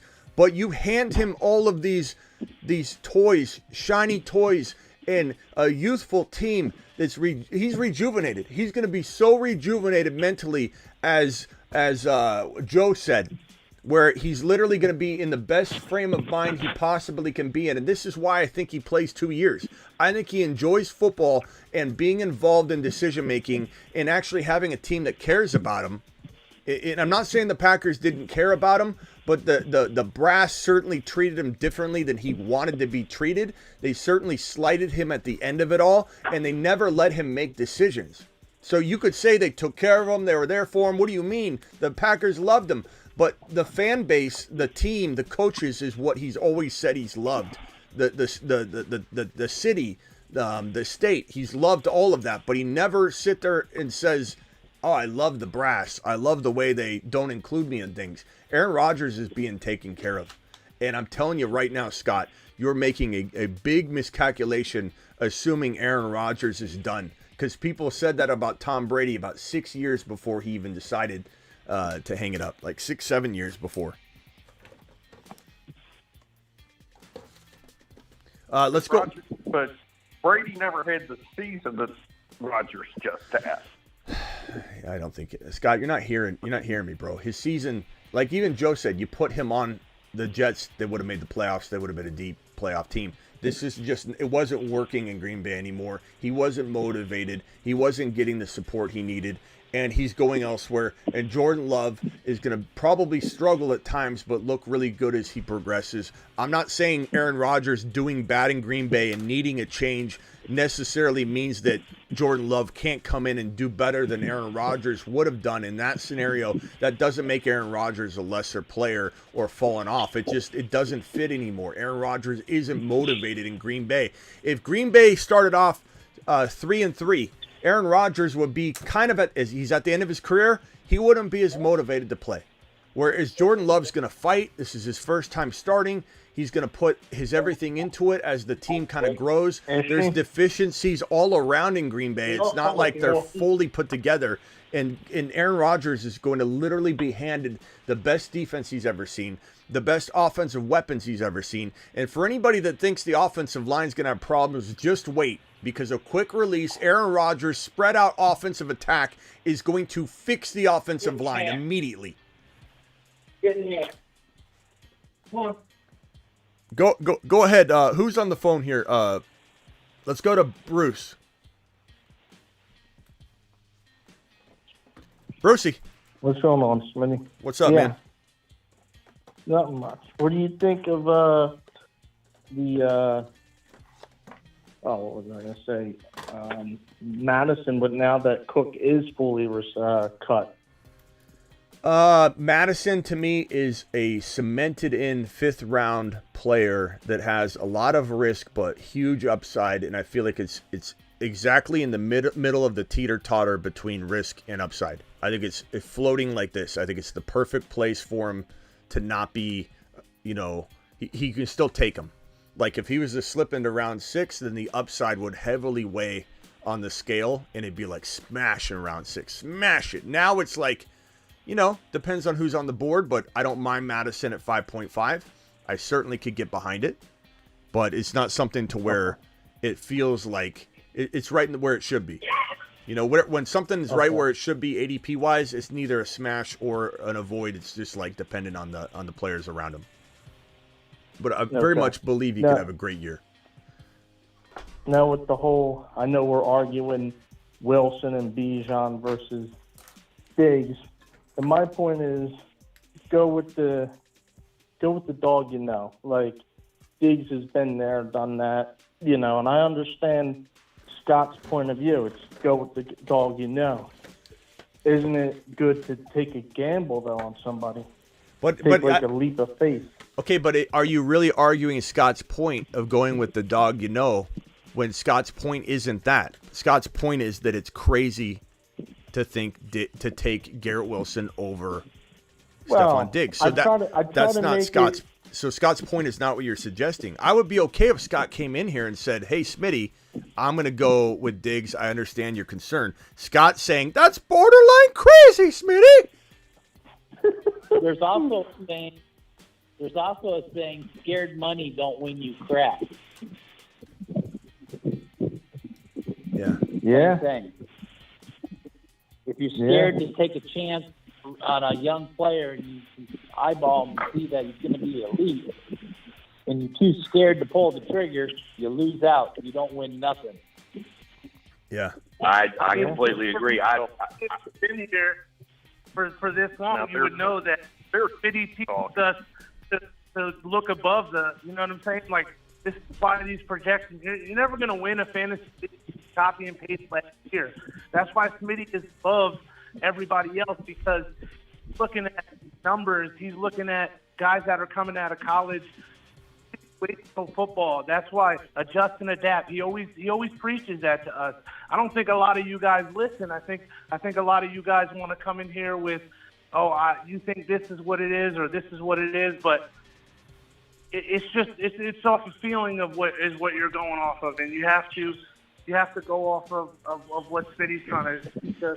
And Joe, I appreciate that, Joe, and I never need that kind of pat on the back, and I always appreciate it. But what I would say, if you guys could mute real quick, I got a lot of wind. Whoever's got wind in the background, just until you talk. It's also a big difference when someone comes in and says, "Hey, Smitty, I hear what you're saying on Garrett Wilson, And I know potentially you're going to miss out if he ends up exploding, but I just feel more confident in Diggs. That is a different argument altogether than saying it's crazy to like someone like we're saying over Diggs. That's why I'm so strongly going up against Scared Scott's point of view. If you notice, I never have a problem if someone has a casual take of security over a bull prediction or a guy on the rise or a predictive player. Like Garrett Wilson, you're predicting a lot to happen.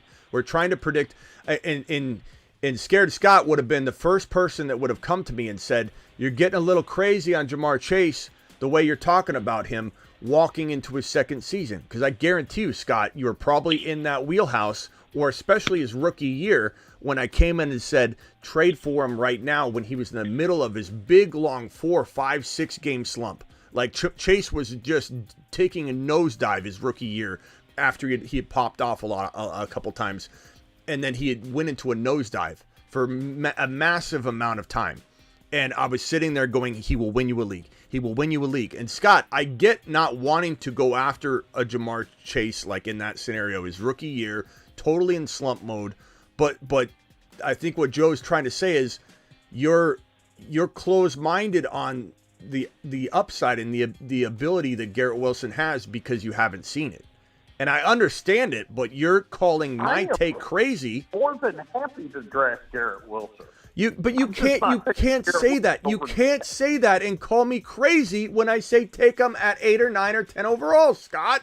You can't have your cake and eat it too. You can't say you like Garrett Wilson and call people crazy for wanting to draft him over Diggs. Draft him ahead of Diggs. You can't be in both cars. 15. I draft ahead of Diggs all the time. 3 years. I don't think he's listening. That's the very top end that Garrett could even get to. And this guy's doing it over a long period of time. And he has Josh Allen throwing the football. Not that dickhead that nobody gets along with that's on a downturn. Oh, so okay. So you're against Aaron Rodgers from a personal perspective. It's all Rodgers. He's a cool cat. It's all coming out now. It's all coming out now. You're just anti-Aaron Rodgers. McAfee show. He's a cool cat. Anti-Aaron Rodgers. With him like 4 or 5 times. He's an ass. Hang on a minute, guys. Hang on. I'm coming out of the darkness. Hang on a second. Okay. All right. I'm back. Yeah. Okay. Real quickly, Smitty's word is gospel. Thank you, Anthony. Appreciate it. This man will win you all leagues. I don't know about that. Thank you, Anthony. He's got some really weird crap going on in his head sometimes, but you can't deny that the guy gets the job done. You can't deny it. You can't deny his ability. I mean, whether he goes into the dark and does all his weird crap, it doesn't matter. We're on the football field. I was imagining him. Smitty, this is what I want to know. We got a guy who is actually, and we talked about him, and his ADP is we all should be grabbing him because it's a steal. His ADP should be up just probably under Olave, more right around Olave or maybe Watson, London. That's where his ADP should be. So I'm wondering when you're going to do the premiere video to put this guy on the Moon Man list, which I think he could very well be deserving of, depending on what we get out of his quarterback. And that guy would be Dotson. He's a more fluid runner. He can run better pass routes, and I'll admit it. He's more fluent than Pickens. He's more fluent than Watson running routes. He's got better hands. Ronnie is a moon man. Ronnie is a moon man. I mean Mars man. I think he should be on the Mars man list. To tell you the truth. Well, look, I'm not saying that Dotson won't be that good. I mean, but it really all depends. The Mars man list is how does. But I mean, this guy, and they just like tip of the iceberg last year with him. Yeah, that's why he's on. That's why he's on the Moon Man list, though. I mean, like I can only fit. We we only have so many seats in the Marsman list. He certainly would be somebody I want to shove on there. But like, I mean, we're hitting Dotson all over the channel, so like everyone's seeing, you know, that rise But happening. if you're not grabbing Dotson at his ADP, he's below Tony. Kadarius Tony. Yeah. He should be up above Tony. He should be up above Pickens. He should be up above Addison. He should be up above. Yeah. I'd even say I mean, we all feel that way he's going to on be right Dotson. around Olave and Watson and London. That here and there. That's where he belongs.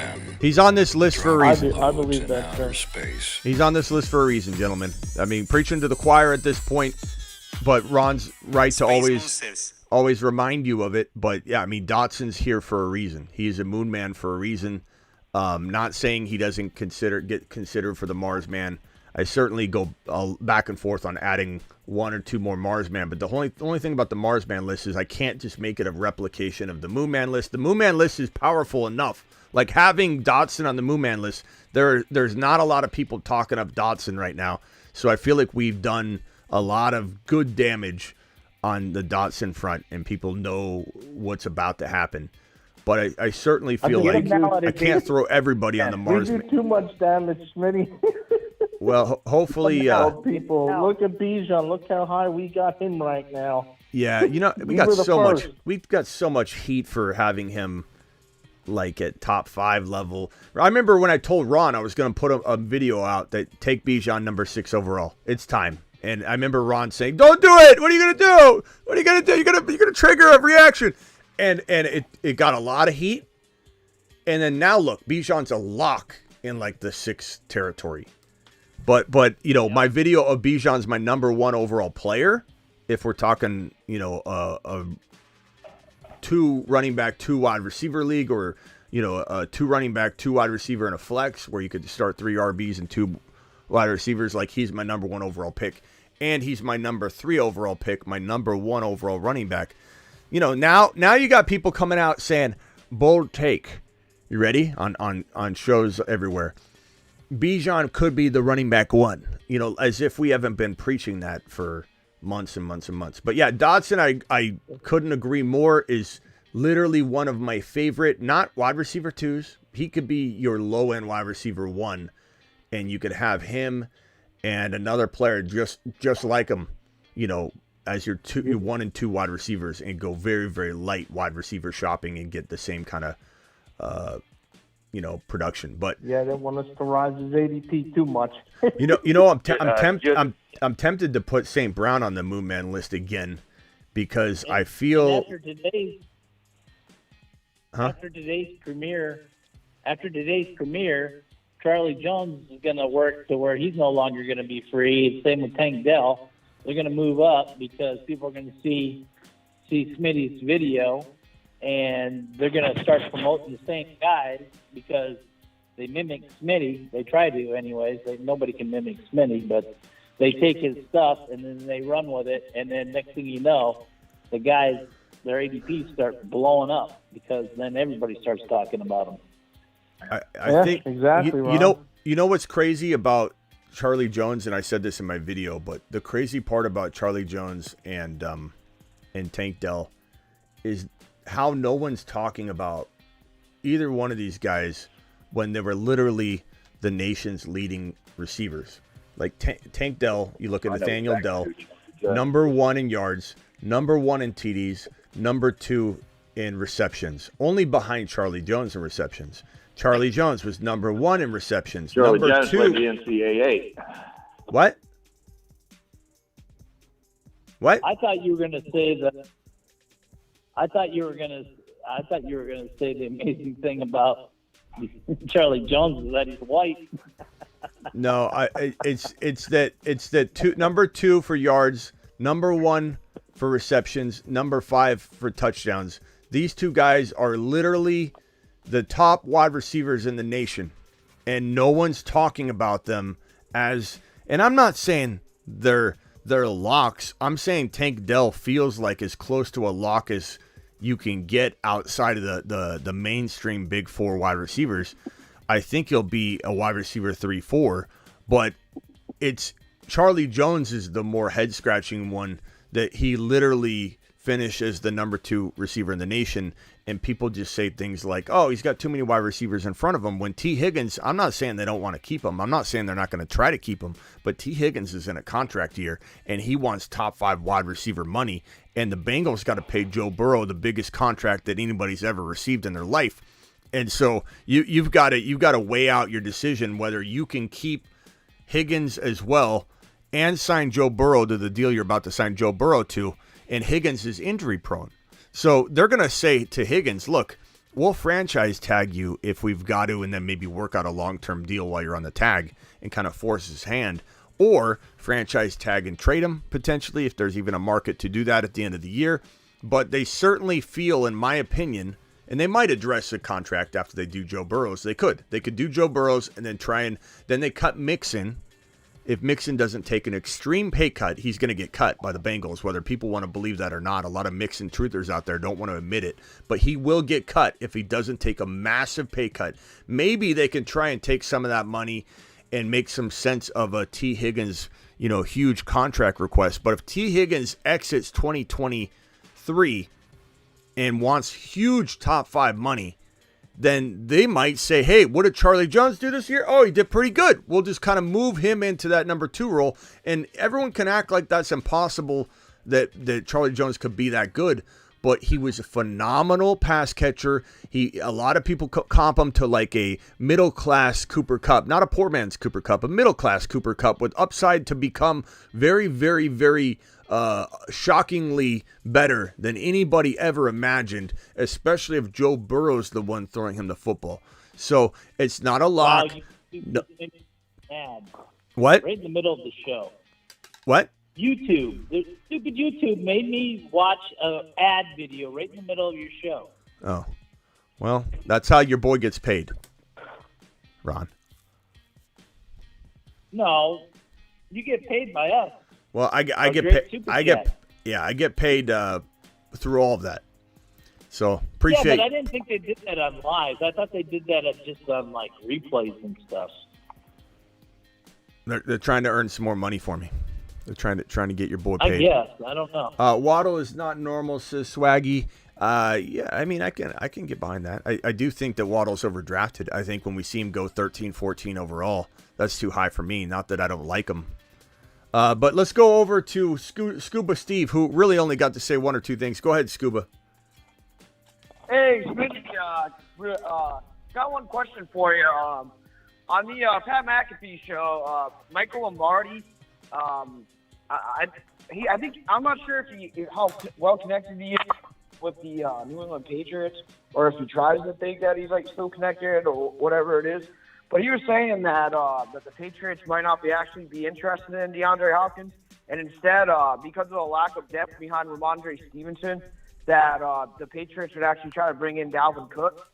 I don't think that that's a possibility, but I'm just gonna say if Dalvin Cook goes there, how do you think that affects Ramondre Stevenson? Because I know that Bill Belichick, he does like to play like that 2 running back scheme. He doesn't really like to have stick with one workhorse guy, and unless he's in a situation where he has to. So where would I guess what would be the fantasy value between those 2 guys?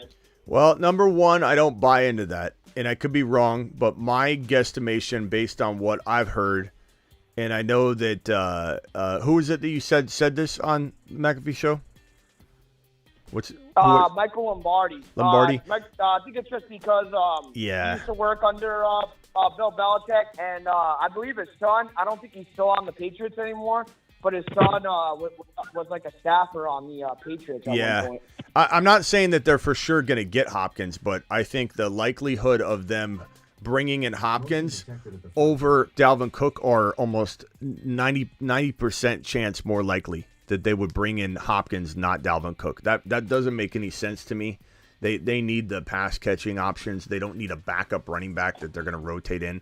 I think that I don't know where he's coming up with that. I don't buy into that at all. If I'm wrong, I'll eat my words, but my guesstimation based on everything I've heard, based on what I know about Bill, based on how much Bill Belichick loves DeAndre Hopkins, given how much smoke and mirrors there are right now with all these free agent, grabs, given that you would never, ever, ever play your hand and tell anybody you're interested in Hopkins or extremely interested if you're trying to lure him in. Think about that. If you're trying to make a trade with somebody, let's say, Scuba, you and I are in a league right now and you're trying to make a trade, and Scared Scott's in the league, Ron Navy's in the league, Rockout's in the league, Bruce is in the league.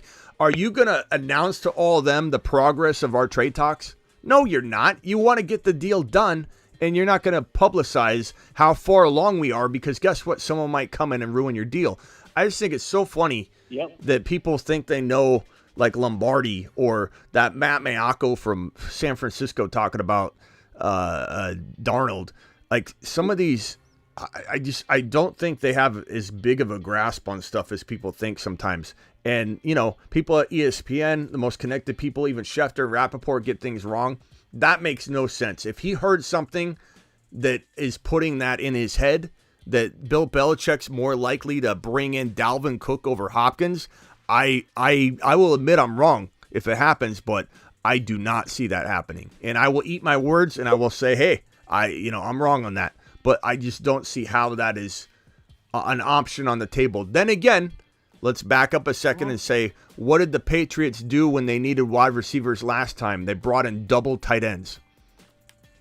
So maybe there is something to it. It just doesn't make sense to me, at least.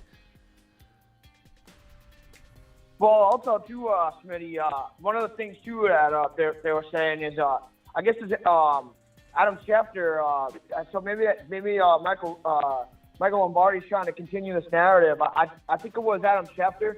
He was saying that another reason why DeAndre Hopkins wouldn't be going to the Patriots is because it had something to do with Juju Smith-Schuster's contract, and that the Patriots want to try to pay more for DeAndre Hopkins over Juju Smith-Schuster. I mean, me personally, I think that wouldn't make any sense. But I mean, hey, Scoop. Yeah, Scuba, hold on. We got Anthony with the $50 hauler. Hold on. Alert.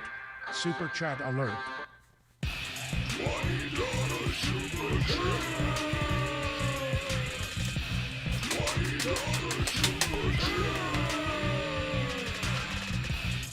Alert. Super chat alert. $50 hauler from Anthony. He wants to make his prediction. Anthony says this. Anthony says, Marvin Mims, Rookie of the Year. Woo! Marvin Mims, Rookie of the Year.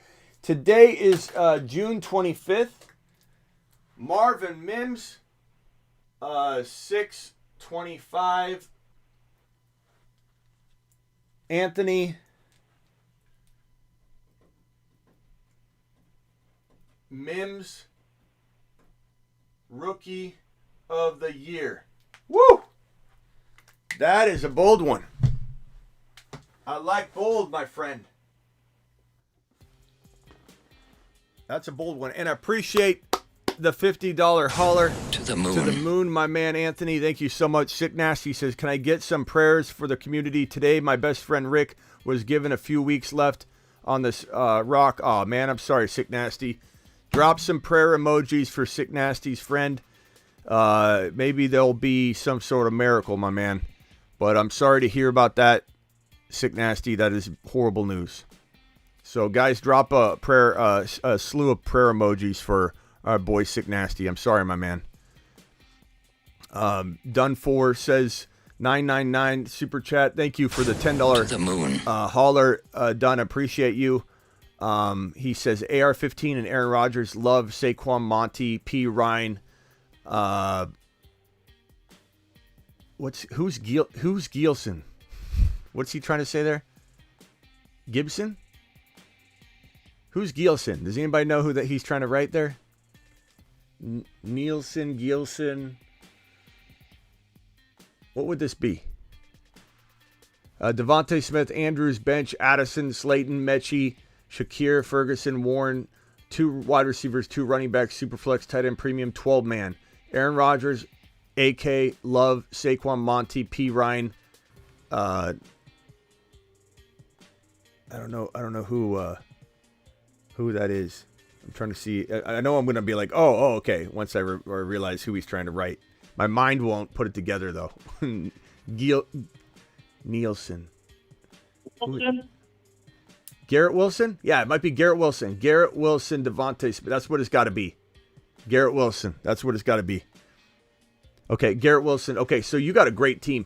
I love the 3 quarterback rotation, but maybe I'm trading one of those even though it's great to have 3 quarterbacks and a 2 QB. Sometimes it could be a hard decision each week to decide between them.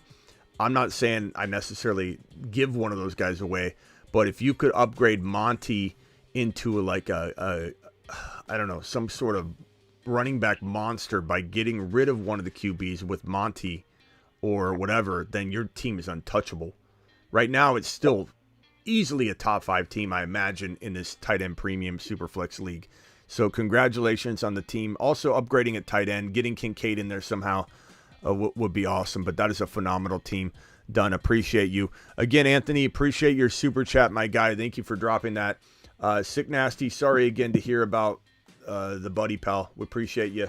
And hopefully you got a lot of prayer emojis there for you. So thank you for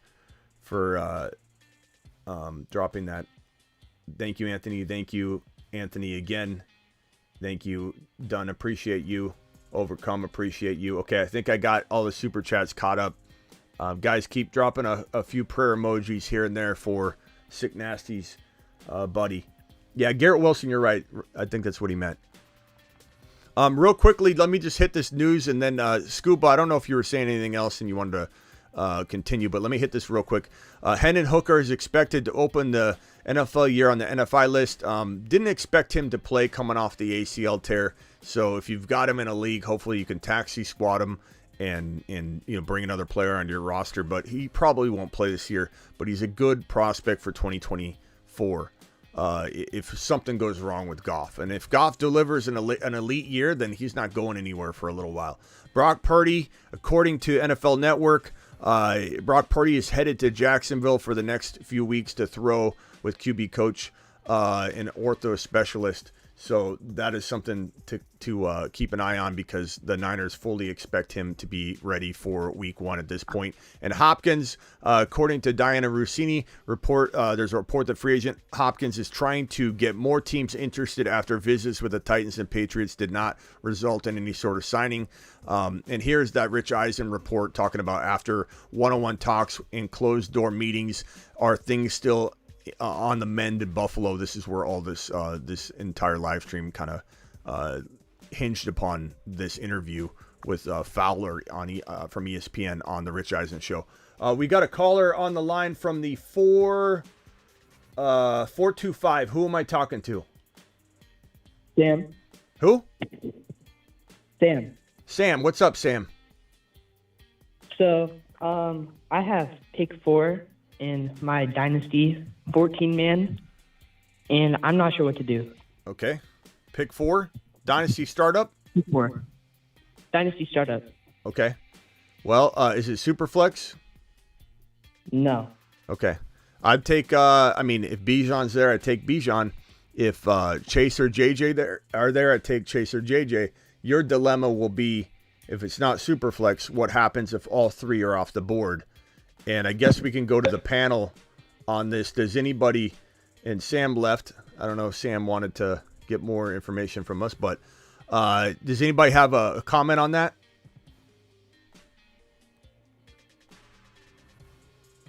Who would you take? Who would, those on the phone in a 1 QB Dynasty startup, if you had potentially Bijan, Chase, and JJ gone, who would be number 4? Would it be Garrett Wilson? I know Scared Scott would never dream of drafting Garrett Wilson number 4 in a Dynasty startup, but would any of you? Bijan and Chase are all gone? Yeah. And who I take? Him What? or I'm never seen Brown. In a dynasty, I'd take Garrett all day long. Yeah. Does anybody have a different player they wouldn't take other than Garrett? And Scared Scott, did you just say you would take Garrett Wilson? In a dynasty, sure. All the receivers ahead of fucking old. How do you like Garrett Wilson in this scenario, number 4 overall, but you think I'm crazy for liking him over Diggs this year? I can't even understand you sometimes, Scott. I can't. I think it's crazy to draft Garrett Wilson over Diggs in a redraft situation. Yet you realign with us somehow in Dynasty to love him number 4 overall? How in the hell does that even happen? It's my season. I'm sorry, your voice got too high. It didn't come through the audio. Can you say it one more time? It cracked. Diggs is entering his 9th season. He's old. Yeah. But I'll take Garrett in a dynasty. I can't even fathom how that just happened. You realign with us in Dynasty, but it's crazy in redraft. What you're saying is he's going to have such a good year. I don't think you even understand what you're predicting in your own head. That Garrett Wilson's going to have such a good year that he's going to be worth the number 4 overall pick walking into 2024. Scott, he can't be the number 4 overall pick walking into 2024 if he doesn't have a Diggs season this year. A Diggs type season. You're not going to draft him there. If he got you 1,100 yards and 6 touchdowns, you wouldn't be taking him number 4 overall in a dynasty startup. So I don't know. I can't understand you sometimes, Scott. I appreciate you, but I don't understand you. You're a marvel. Clear. You're a marvel. Mystery. Absolute mystery. Let's go over to D Philly, then Mumble, then Avi. D Philly, you're live. How's it going, Smitty? I'm good, bro. How are you? I'm doing great. Just tuning in now. Had to eat dinner and hang out with the family, but yeah, I'm just catching up on everything. So I would say Breece Hall has a chance at that 4 spot. I don't know. I guess maybe next year would be a better chance to grab Breece Hall there, make sure that he gets through this season all right. Anybody tempted to say Gibbs?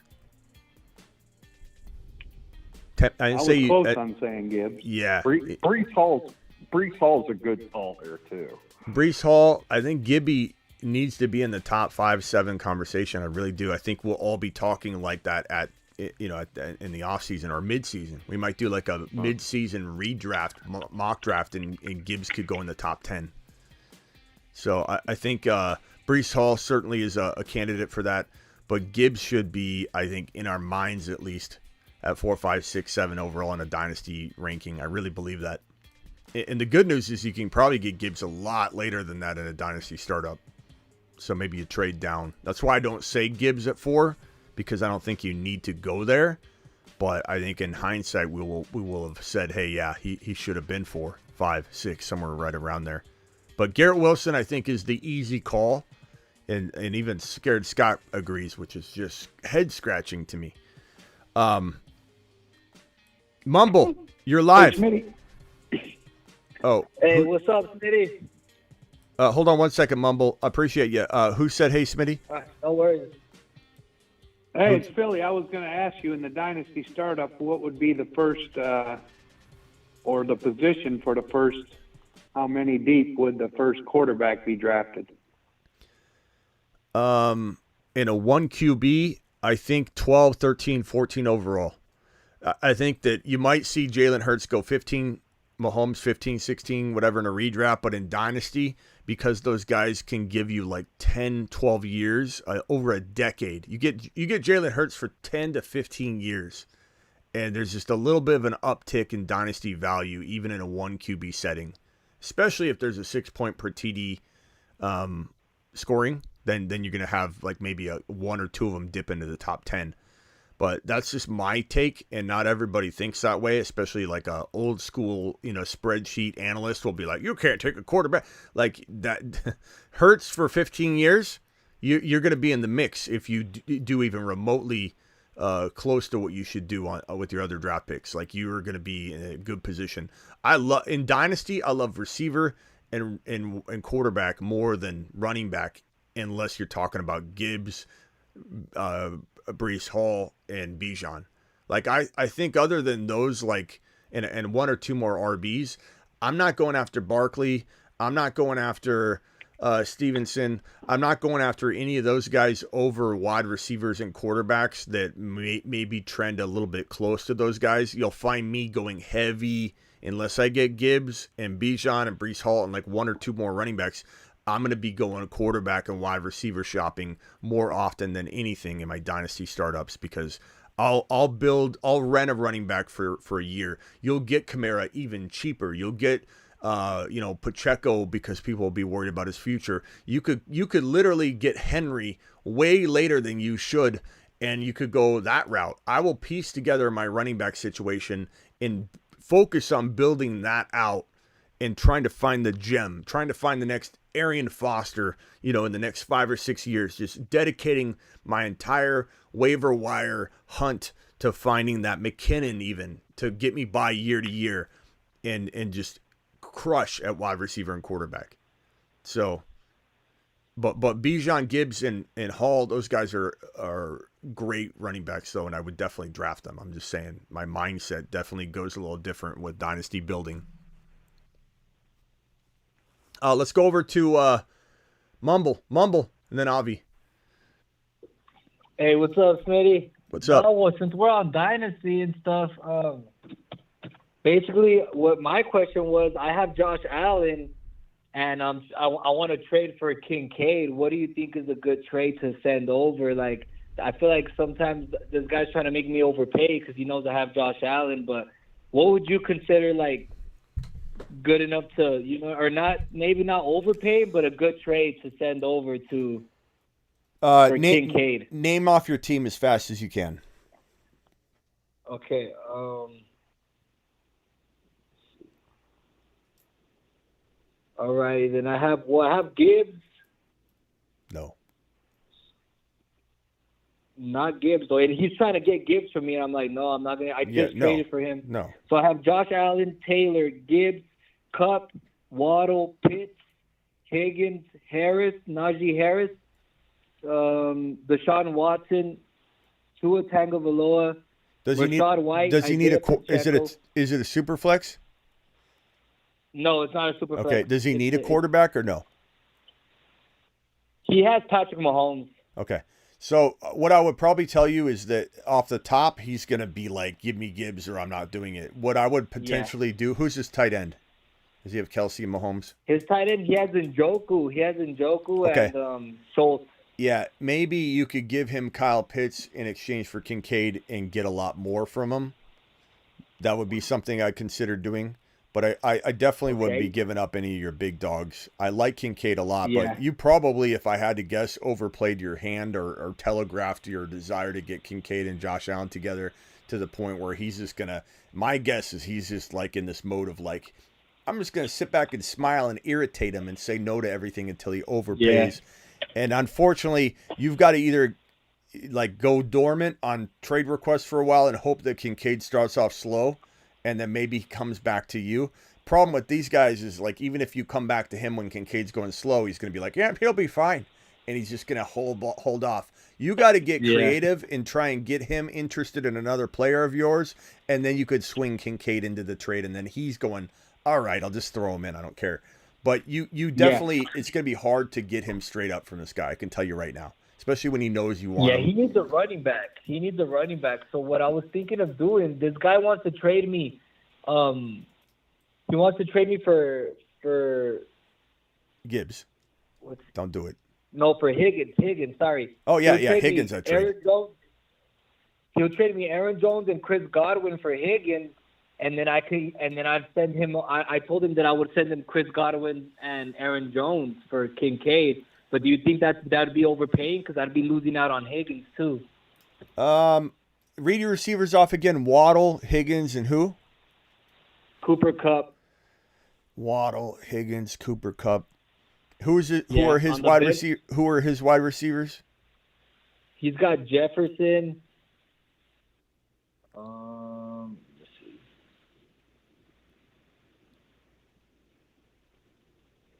Yeah, he's got Jefferson, Elijah Moore. Yeah. Jefferson, Elijah Moore, Amon-Ra. Oh. So he's pretty good. And Christian Kirk. Can you trade Cooper Kupp on the? Does he value Cooper Kupp over Amon-Ra? Does he kind of like? Because it's tough to know. there are a lot of owners that are very future geared, and they won't trade you Amon-Ra straight up for Cooper Kupp if you gave him a first rounder. Then there are other people that will say, I'll give you Amon-Ra for Cooper Kupp straight up. So like Yeah. I don't really know what I could try to maybe do something like that. Yeah, and then maybe you could swing Kincaid in. Like, honestly, at the end of the day, Cooper Kupp and who's your... So even if you went... what about T. Higgins? He doesn't want T. Higgins. I tried so hard to just throw him T. Higgins. Who are your running backs again? Najee Harris, Jonathan Taylor, and Jahmyr Gibbs. And who are his running backs? His running backs are, he needs running backs. He's only got Ramondre Stevenson, James Conner, and Cam Akers. Ezekiel Elliott. He needs 2 running backs badly. Yeah, I mean, he lost Zeke. I would try and go after Cooper Kupp for St. Brown, and you get Kincaid. And who are your running backs one more time? Name them all. JT, Jahmyr Gibbs, Gibbs, and Najee Harris. That's it. You don't have any other RBs though. No. I have a Rashad White and Isaiah Pacheco. Okay, that's great. Not bad. That's great that you have. What about Ron? Let's get to Ron's opinion because he's such a big Najee fan. So I think this would be a good question. What about Najee for St. Brown and Kincaid? That'd be a good one. Not for St. Brown and Kincaid. Yeah, I don't know if he'd do it, but like you could go down that road. I would take it hard. If he needs a running back. You're talking about, if I needed a running back and I had funding to cover the loss to Kincaid and St. Brown, I'm doing it. Okay, so now the reason I ask Ron is because St. Brown gets drafted ahead of Najee 100 times out of 100. So the fact that even Ron, would be tempted in that situation, it tells me that maybe you got to add something in more, but it could be doable.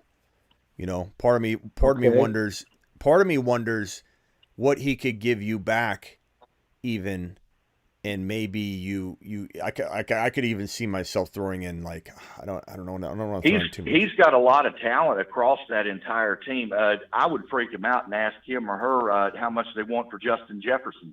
Yeah, I don't know. JJ. Yeah, he tried to get a trade off for JJ, but they vetoed it. Like he was gonna send it over. Oh, they vetoed it. Send JJ. Oh, come on. I hate vetoes. Yeah, and they vetoed his trade. And I was like, I even told him, I was like, I hadn't vetoed it, but I was like, you weren't getting enough for JJ. Denny, hold on. Denny, $20 holler. Denny, $20 holler. Alert. Super chat alert.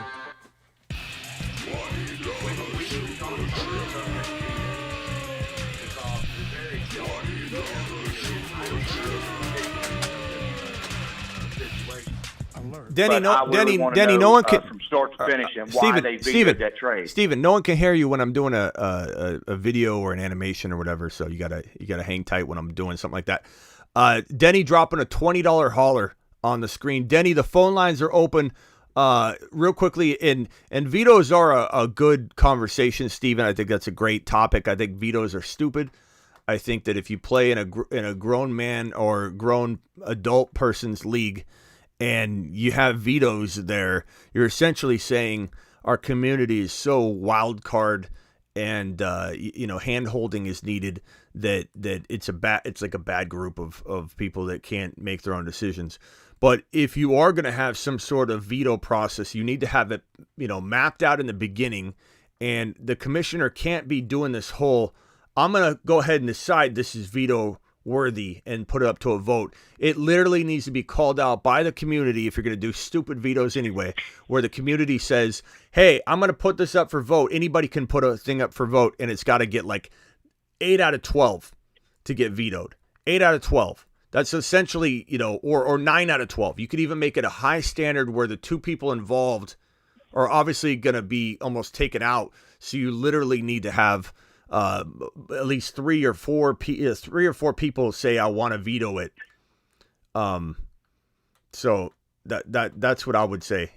Or I'm sorry, not 3 or 4 people. You need more than 3 or 4. You need at least 8 or 9 people to say overturn it, like make it something ridiculous. If you're going to play in collusion and you're doing it in a fantasy football league, then you really don't want to be around that type of person. Avi, you're live, Avi. Yo, what up, Smitty? How we doing? Good. Denny, call in. Yeah. What's up, Avi? I'm just having a little conversation about like the St. Brown, Garrett Wilson, even guys like C.D. Lamb, Diggs. Like any one of them can finish like 5 through 10. And I agree. People were like saying, "Oh, this guy Diggs can't finish in front of St. Brown or A.J. Brown or DK or Waddle." Like all those guys are in the same region. So I'm just like, I think it's close, After the top cup. And I'm okay with that stance. If Scared Scotty would have said, "Hey, Smitty, I get it. I'm not there yet, but I'm taking Diggs over Garrett Wilson. But I hear you. I'm just not ready for it." You know what I would have said? I probably would have yelled at him anyway. But most people, I would say, "Hey, Scared Scotty's different." But I would say, "Hey, trust me, man. Trust me. You don't want to be off this train. You want to get on the train now." But I wouldn't make anybody take a lap. I understand someone wanting Diggs. Could Diggs outscore Garrett Wilson? Absolutely he could. But I want to hear that on the other side of the argument. And when Scared Scotty says, "No, that's crazy to draft Garrett Wilson ahead of Diggs," I don't think it is. I think what was crazy, Scared Scott? Me drafting Bijan over Christian McCaffrey. Me drafting Bijan over Eckler, me drafting Bijan over Barkley and all these other running backs. That was crazy. Now it's not crazy. Now everybody loves it, Scared Scott. It's everybody's favorite move. Oh, you know what? I'm going to go out on a limb and create some content here. Ready for a bold one you haven't heard anywhere else? I think that maybe Bijan, you ready for a hot take? Bijan could be the number 1 running back. What do you think of that? Have you ever heard that before? Everyone's saying that now. Everybody. And it's ridiculous. You can't use that anymore. That's already been done. Avi, what else? The only crazy thing you do, Smitty, is draft Swift and Kamara. That's the only crazy things you do. Mm-hmm. Sure, Ron. Smitty, I need to jump off here, but I got a serious question for you. Is this D Philly? What's that? Is this D Philly? No, it's Scott. Oh, that's Scott. You sounded real low. You normally Smitty. Okay, go ahead. Scared Scott. Sorry, D Philly. Yeah, you've convinced me on Tank Dell. Attaboy, Scared Scott. The only player I have to drop to pick him up in one league is Chase Brown. Do I want to drop Chase Brown yet and pick him up, or wait it out and see what happens with Mixon? I'd be curious to know if you have a different player that you think is better that I don't. But, I mean, I want Tank Dell over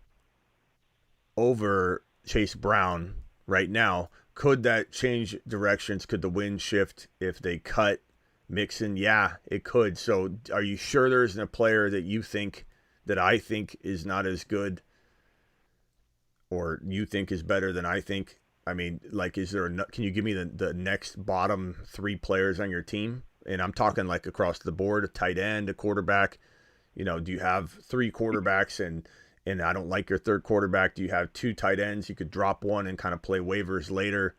Do you have another wide receiver that I don't care about? Hold on one second.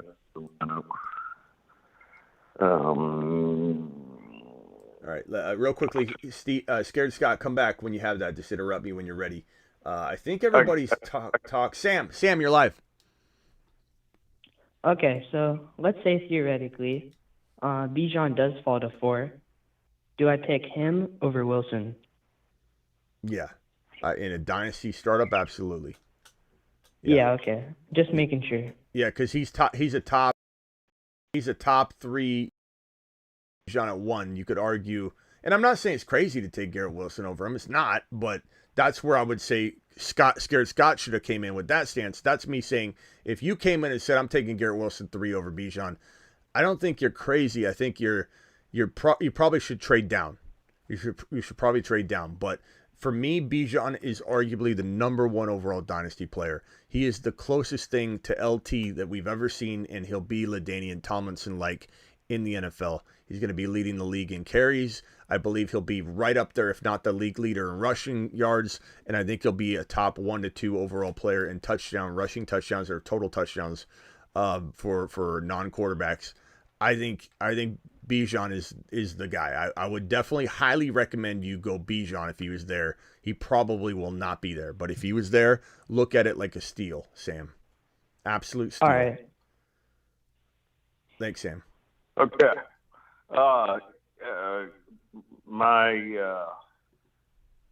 I've got Trey Lance and Brock Purdy on as my backup quarterback, but I need a kicker. So I'm just kind of waiting to see what happens. Drop Trey Lance for Tank Dell in millisecond. I'll be able to put him on IR and be able to get my kicker.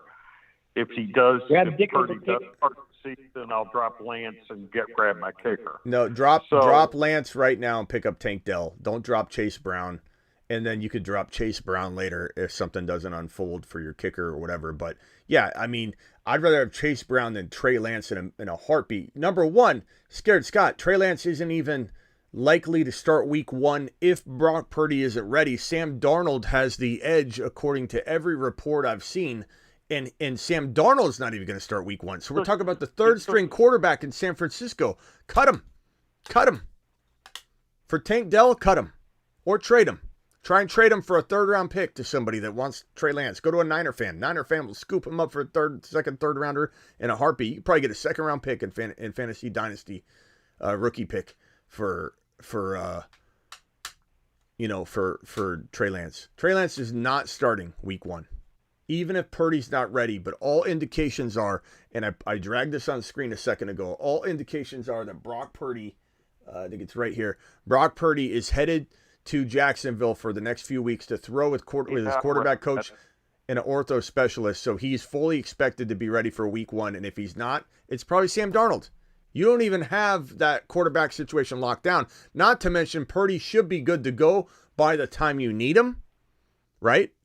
And if he's not good to go in week 1, you don't need him week 1, so it doesn't matter. So go get Tank Dell. Don't leave him out there for a millisecond, bro. All right.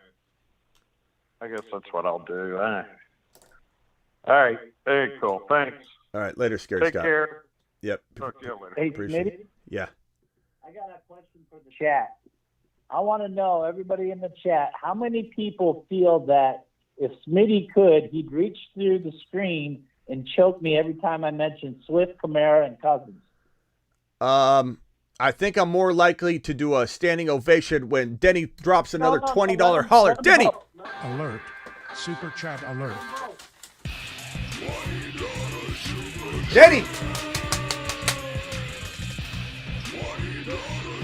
Sorry, Denny dropped another 20. Denny, call in. Denny dropping $20 haulers like they're candy.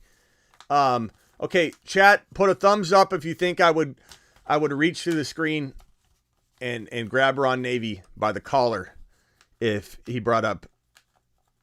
I mean, look, I'll be honest. You want me to answer honestly, Ron? I feel like you. No, I just want to know what the chat thinks before you answer. You can answer after the chat. Okay. I just want to know what the chat thinks. Thumb up or down? Thumb up or down? What would I reach through the screen if I could when Ron Navy says, "Hey, Smitty"? Swift, Kamara, hey, Smitty, I got a joke for you. Kamara is bad at picks, Smitty. Hey, Smitty, DeAndre Swift isn't any good, Smitty. I got a new joke for you, Smitty. Who's Smitty gonna draft? Kamara! Oh, Ron. Denny dropping super chat fire. Hey, Jarhead, call in. Yeah, call in, Denny. Let's go over to, let's see, who hasn't talked for a while? Mumble, you got anything else, Mumble? As we kind of wrap up the show here. We got 150 of you still in here. Hit that thumb up button, please, on your way out or in. Thumb ups help the show. Hit that thumb up. For sure. I wanted to ask one more thing, Smitty. So last year, I did a trade, and everybody was like giving the league manager or the commissioner a lot of stuff, a lot of trash about it. I guess they disrespected him for it. And this year, he's saying that they shouldn't. He's gonna take out trades completely. Like, I'm like, what? I don't know about that. You call him on three-way. Right. I don't know if he'll answer. I can call him, but yeah, and like, yeah, he's just like I'm trying to bring other people in, and he told them that. That's how I found out. He told my friend that I was bringing into the league because one of the guys left the league, and it's a 12-man league, and he told him like, oh, but just so you know, there's not going to be trades. And I was like, what? So I asked him about it, and he said, yeah, I'm taking out trades because this is one of those commissioners. Keep it waiver wire. This is one of those commissioners that just does things based on what he wants, not on what the community wants. Like, to be a commissioner, you should go. I'm going to have a commissioner boot camp that you got to go through. I'll give you a certification if you go through the whole video course. I'm serious. I'm not joking. And you could say, go through Smitty's boot camp if you want to become the commissioner of this league. If you are thinking about yourself, you shouldn't be commissioner. Commissioners shouldn't even be allowed to vote, to be honest with you. I don't think a commissioner should vote on whether the league should add another position, or if at the very least, if you add your vote, you should never be able to initiate the change. If the league's going to change something drastic, it should be because the people want it. The commissioner should always be about all 11 other dudes or ladies or whoever's in your league. It should not ever be about the commissioner. If the commissioner is like, I'm going to go ahead and take trades out, and what, he's going to go ahead and add trades back in when he wants to trade for a player. And you know what this commission Caleb would probably do mid-season? Unlock trades in week 4 again because he wants to make a trade. I guarantee you that this guy would do that. Guarantee it. Yeah. He's that kind of Caleb. I was trying to think about, what if I get an injury, or like, what if something happens to one of my players where I need to make a trade to, continue in my season, and I'm like, I don't even know if I want to pay the $150 to get into this league or whatever. Bro, that's ridiculous, man. No trading. What fun is it? No trading. Like, if you're that worried about someone destroying the league because you got a bunch of people that don't know what they're doing, which there are leagues that, like, when I say no vetoes, I do understand why you may have no other options in your hometown to find another group of guys to do a draft with, and so you don't want to leave the league. And they've got 4 guys that don't know what they're doing. They ruin the league. I could understand. You could get me to a place where I say to you, bro, find another group of guys and get into a different league eventually. But if you want to play in this league with vetoes, sure. But you've got to have this veto set up to where it's literally 80% of the league is spending their time getting into a poll and voting yes, veto that trade. I can tell you right now, about 90% of all trades would go through just because you didn't get enough votes. You didn't get freaking 10 people to even vote. So like, if it's important enough for people to rally everybody and go, do you see what happened? He's ruining the league. And you can get 8 or 9 votes out of 12. I'd say 9. I'd say make 9 votes. You know what 9 votes means? That means that 2 of the people that want the trade to go through are voting yes. And literally, you need everybody else except for one person to flip and say veto that trade. Like, that is a clear indication from the majority of everybody that they don't want that trade to go through. At least implement some kind of crazy 9 out of 12 owners are needed for a veto to take place. But to throw trading out, ridiculous, bro. You might as well just play best ball if you don't want to have trading. Yeah, you know what this sounds like? This sounds like when my cousin came to me, and I apologize if my cousin's watching, Brofist, but he came to me a year or 2 ago, I forget if it was last year, and said, hey, we decided that our commissioner decided that we're going to all auto draft the teams for this season upcoming. Do you have any advice for? I'm like, what are you talking about, bro? You're gonna on purpose auto draft everyone's team? Why do you even play? Why do you even play? This is a high dollar league too. It's not like some $100 league. This is a high dollar league, and they literally on purpose want to auto draft the entire league.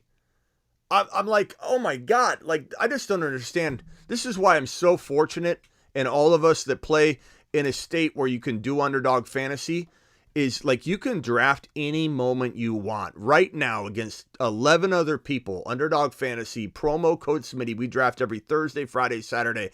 I think we're very spoiled as to we can draft whenever we want. Remember that feeling? And in some ways it takes the feeling away a little bit because the pressure of being on the clock in your one league, you could screw it up and you only have this one draft all year. That pressure has kind of gone away. And in some ways that is kind of, I miss that, but it's so nice to know you screw up a draft on Underdog for $4 draft, or $25 draft, where you can win millions if you win first place. Millions. You can win millions of dollars if you win first place, second place, third place on Underdog in the $25 entry, $25 to enter.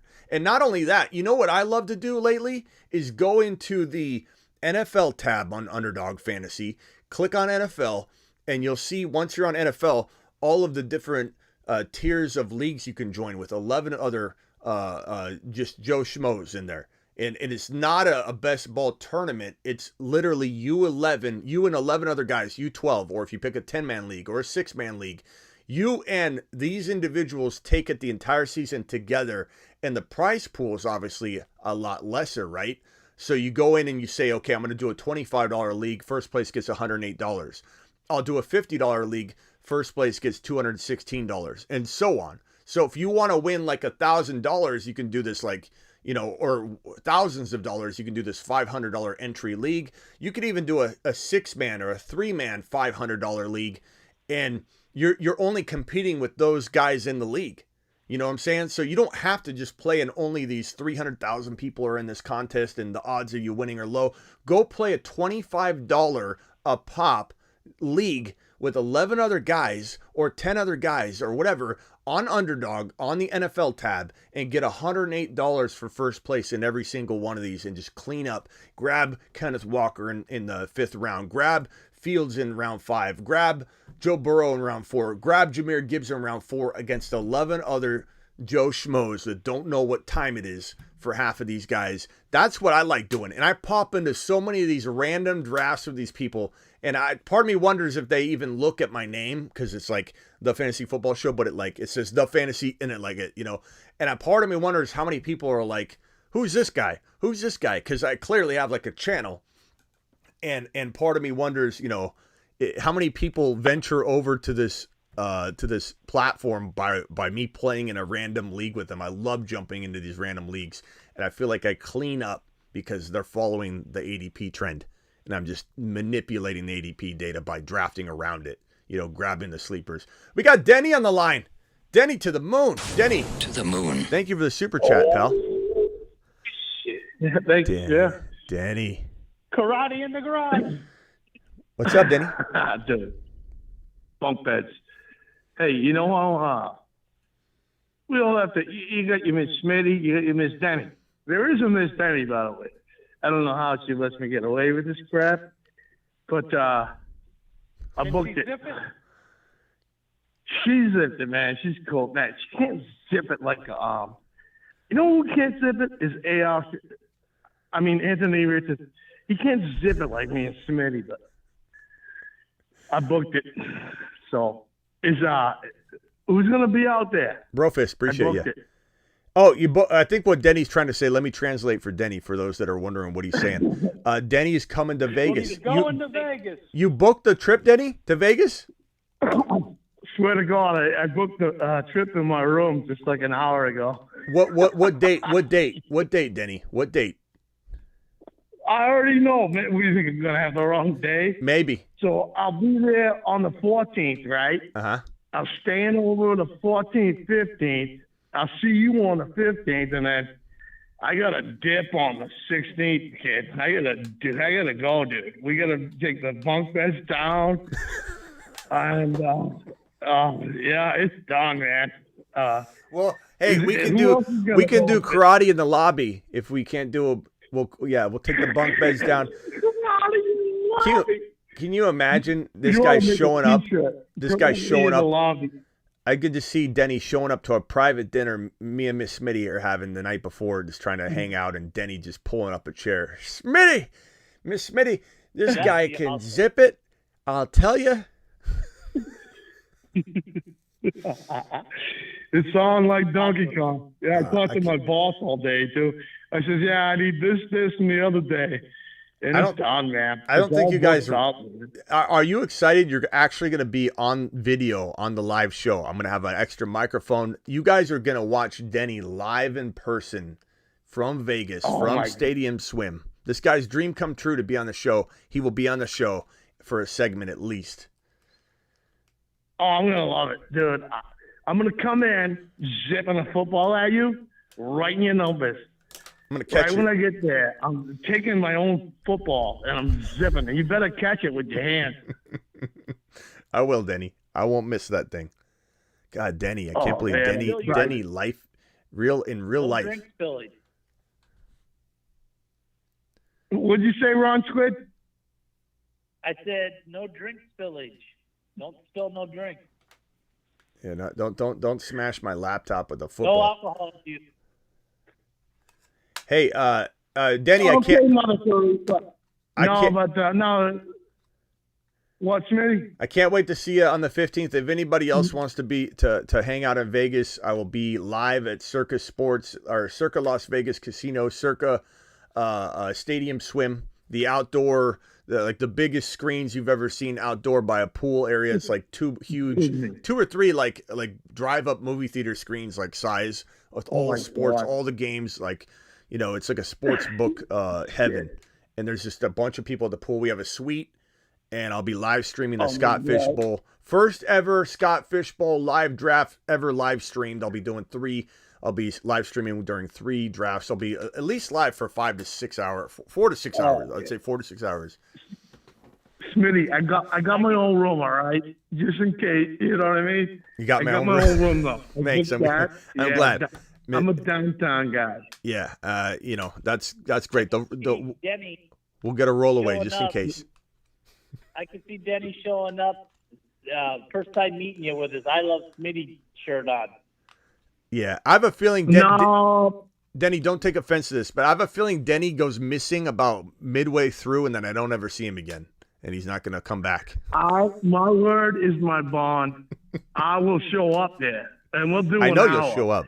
And that's my bond. My word is my bond. I just wonder if you'll I did it, Yeah, I just wonder if you'll go missing in the middle, like you'll wander off into the casino, and then I never see you again. After an hour, I'm gone. You're gone. All right, Denny, appreciate you. But no, so that's the real deal. Yeah. One second, I got Ron. Go ahead, Ron, with a follow-up question. I got to go check the cat. Check the cat, dude. So you're not gonna get a special shirt made up, the I Love Smitty T-shirt?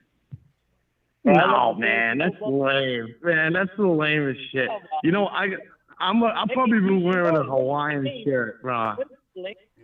Camouflage.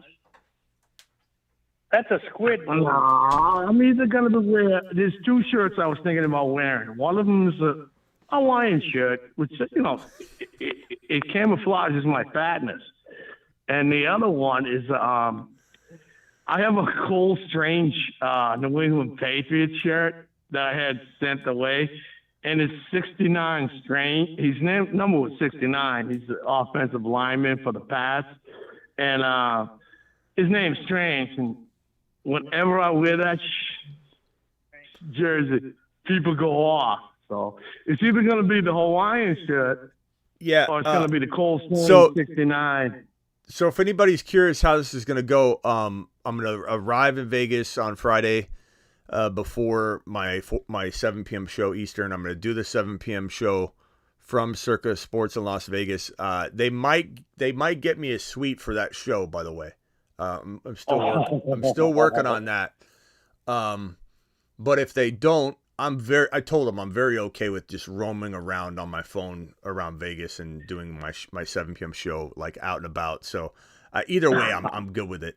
But then at midnight, the midnight show, we probably won't be drafting. I don't think. Probably won't be drafting. It'll probably be a little Q&A session. We'll be drinking. We'll be drinking. So I'll be live doing my batteries. Yeah. Okay. Hold on one second, Denny. I'll be live doing my midnight show on Friday night. Late night. And then Saturday is when about 9 a.m. Vegas time until about, I don't know, it could be 2. It could last until 2. It could last until 3:30. I don't know. So I'm going to give it like a 4 to 5 hour window probably, that I'll be live streaming from the pool side in the suite at Circa Las Vegas Stadium Swim. So that's the schedule. I don't know that I may or may not be. I'll probably be live Saturday night briefly as well. It probably won't be the draft. The midnight shows will probably be me on my phone walking around doing some Q&A. But we probably won't miss a single show. There just won't be drafting on Friday and Saturday night like normal. So hang tight on that. And so everything will be normal for all you watching, but you'll see Denny during the Saturday show. So get ready for that. I promise. And I'd rather just be chilling in the studio, for like an hour or two. That would be so fun. That would be so much fun. And I could take questions that you don't know about. You know what I mean? Stuff that I need to. I don't know what that means, if I need to, re-educate you, maybe. Okay, I don't know what that means, Denny, but just don't get me in trouble. All right, Denny, appreciate you. I'm going to cycle you off the phone line because we've been live for, God, I don't know how long. What has it been? I think it's been a couple hours. I promise you, I won't get you with trouble. All right. I promise you. I appreciate I'll be you. there for a good time, buddy. All right, Denny, I appreciate you. I'll see you later, pal. Thanks for the super chat. I'll see you in a couple of weeks, bro. Later. Zip it. We've only been live 15 minutes. Yeah. 2 hours and 30 minutes. D. Philly, final thoughts. I'm in the middle of a pick. Give me a second. Okay. Avi, final thoughts, pal. I don't really got much. Tyreek Hill is the best receiver in the league. Yeah, I mean, he certainly could have one more electric elite year. He's the quickest guy on the field, and he's still got that ability to just make a defender at the line of scrimmage drop their drawers, man.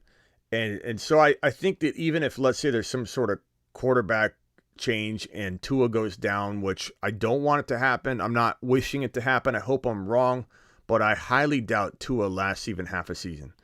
But if that change happens, I feel like even if the touchdown production, let's say Mike White comes in and he's more of a surgeon on the field and not some kind of yardage, specialist, even though he did throw for 300-yard games, when he'd be in the lineup. It certainly could be like a 1 touchdown throwing performance out of Mike White. I don't know that he's going to be a 3 and 4 touchdown guy. He could. I'm not ruling it out. I'm just saying in this offense he could. But let's say Tyreek Hill doesn't see the touchdown production we want. He still could get the yardage, So I don't know. I don't know if I have him. I worry. I'd rather have Garrett Wilson. I don't know if that shocks you, Avi. That's crazy for me. But hey, I respect what? Wilson's going to be. But Tyreek Hill, you're not. You got to take Tyreek Hill. When Avi calls me. When Avi calls me crazy, I don't quite get as mad when Scared Scott does. I don't know why. But Avi, I don't think it's crazy at all. I think that you'd probably find 1 or 2 people on this phone line that would agree with me that Garrett Wilson and Tyreek are debatable. I don't think you're crazy for taking Tyreek. I don't think it's crazy on my end to want Garrett Wilson because, as I said earlier, I envision him being the number 3 or 4 wide receiver at the end of the year. No, I think that one's a little bit of a force for me. The Cheetah's done it every year. I think he's gonna have one more crazy season. But hey, Wilson will be good. All right. You never know, pal. There's always a change of the guard. There's always a change in the guard. You can either watch from a distance, and I'm not saying you will because you'll probably draft him in some leagues too, and you probably already have. So it's not like you won't be on the train. But I don't know. Push comes to shove. I'd probably rather trade down and take Garrett Wilson. I honestly would. I'd take Bijan over Tyreek. I'd take I mean, are you taking Bijan over Tyreek? Oh, so Bijan and Tyreek, I'm stuck. Like I could go either or. Like Tyreek's my boy, but I know how good Bijan to be. But like, wouldn't you say that 9 times out of 10 Bijan's on the board when you're about to take Tyreek? Yeah, they're like right. They're both about like 5'4" overall. Like, they're both like. But cool. I think Tyreek goes. I think whenever Bijan's on the clock, like available, Tyreek is almost always available. I'm sorry. Yeah. So if you're gonna take Bijan, let's say you get the 5, 6, 7 pick, and you're like, who do I take? Almost always Bijan's not gone and Tyreek's there. It's always they're both there or Tyreek's gone. So for me, I never draft Tyreek Hill because I'm taking Bijan every time. Tyreek Hill goes high this year. He's a beast, but no, he does go high up. Most in his career, he's ever been this picked this high. All right, Avi. Thank you. Yeah. Later, Avi. What, Ron? I saw somebody, and it might have been Avi, take Tyreek Hill at the 1.1. Yeah. See, he calls me crazy. He just called me crazy for wanting Garrett Wilson over Tyreek. D. Philly, final thoughts. Okay, Smitty, I wish I could be in Vegas. That sounds like a great time, but my mom's birthday's that week, so I'll be in Nashville, Tennessee, hanging out with my family. All right. Anyway, today was a great show. Everybody have a great night and appreciate you. We'll talk again tomorrow. D. Philly, appreciate you, my man. Later. Later, Philly. Scuba. Hello? Hey, Smitty, you think that you think that Justin Fields could be the next Jalen Hurts, that late quarterback, like you promoted last year? Yeah, bro. I mean, of course, you know that. You know he's on the. Bro, let me show you something. You've seen this. It's the Mars Man. He's on the Mars Man.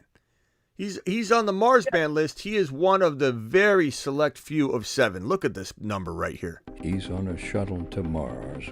Mars Man. 8 seats. I'm sorry. He was the 8th player added. So, I mean, yeah, of course. Dropping and spinning aimlessly in space. I mean, you can't make this list and not be the next. What are you asking me? No, I remember this list, and I also remember the Four Horsemen. The Four Horsemen video. I watched that one too.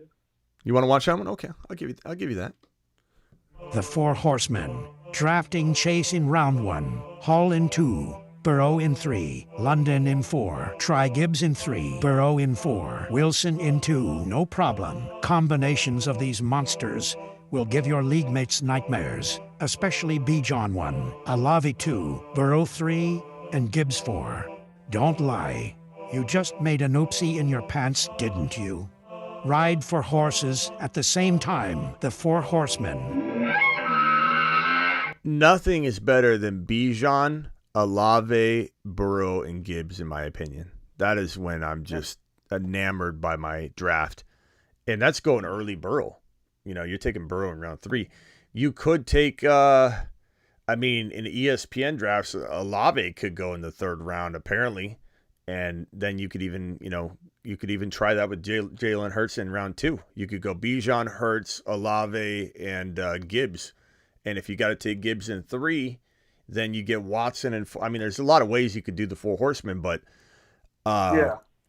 Fields would be a great addition to that if that's where you're going with that. Is if you take Fields in 5, then now instead of Burrow in 3, you can get whoever you want.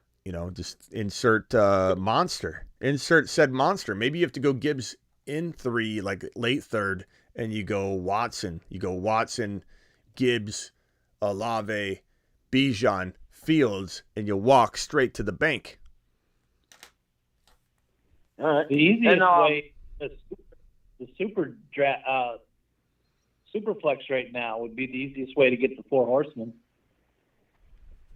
Yeah, and I've got a video upcoming about Superflex where I try and explain it in a little bit better way, and I think I found the best way to explain it, is that if you come out of your Superflex draft with a team that you can't draft in a regular draft, in the way that you'd explain it would be that, okay, you take Burrow in round 1.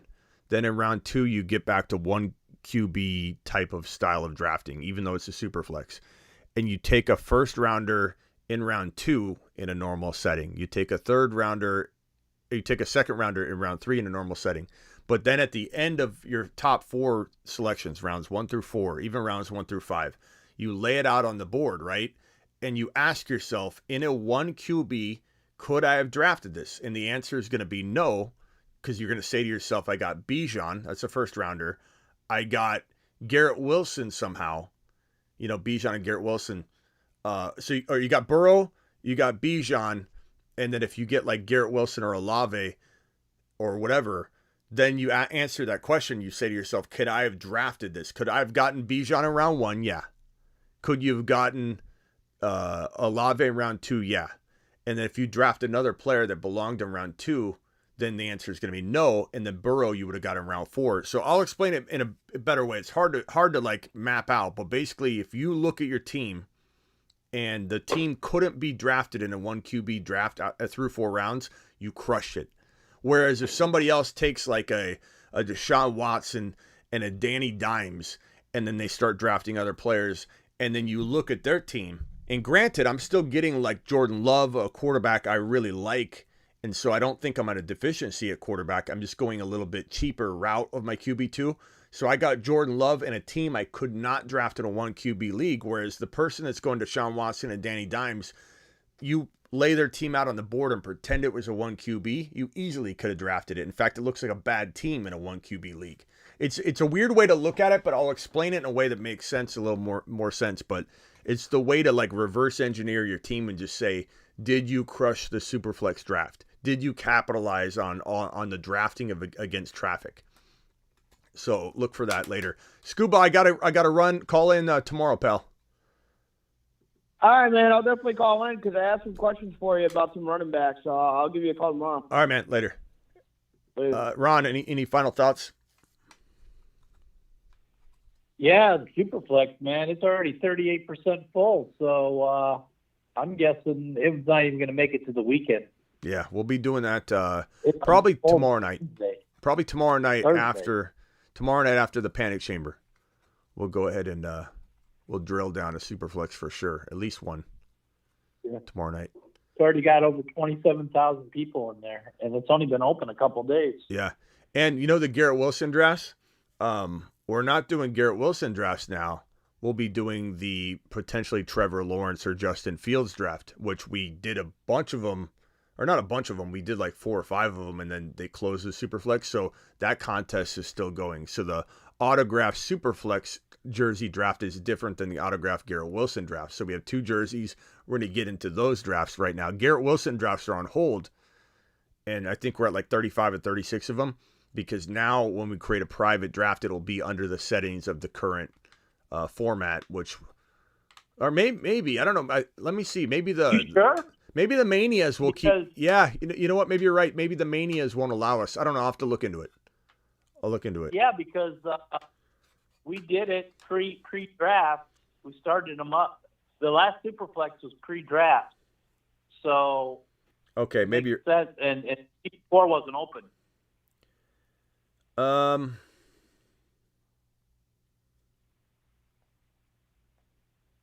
it might not go to that. It might not do a Superflex. Yeah, let me go into the $3 area and try and create one. So are there any Superflex options there under the $3?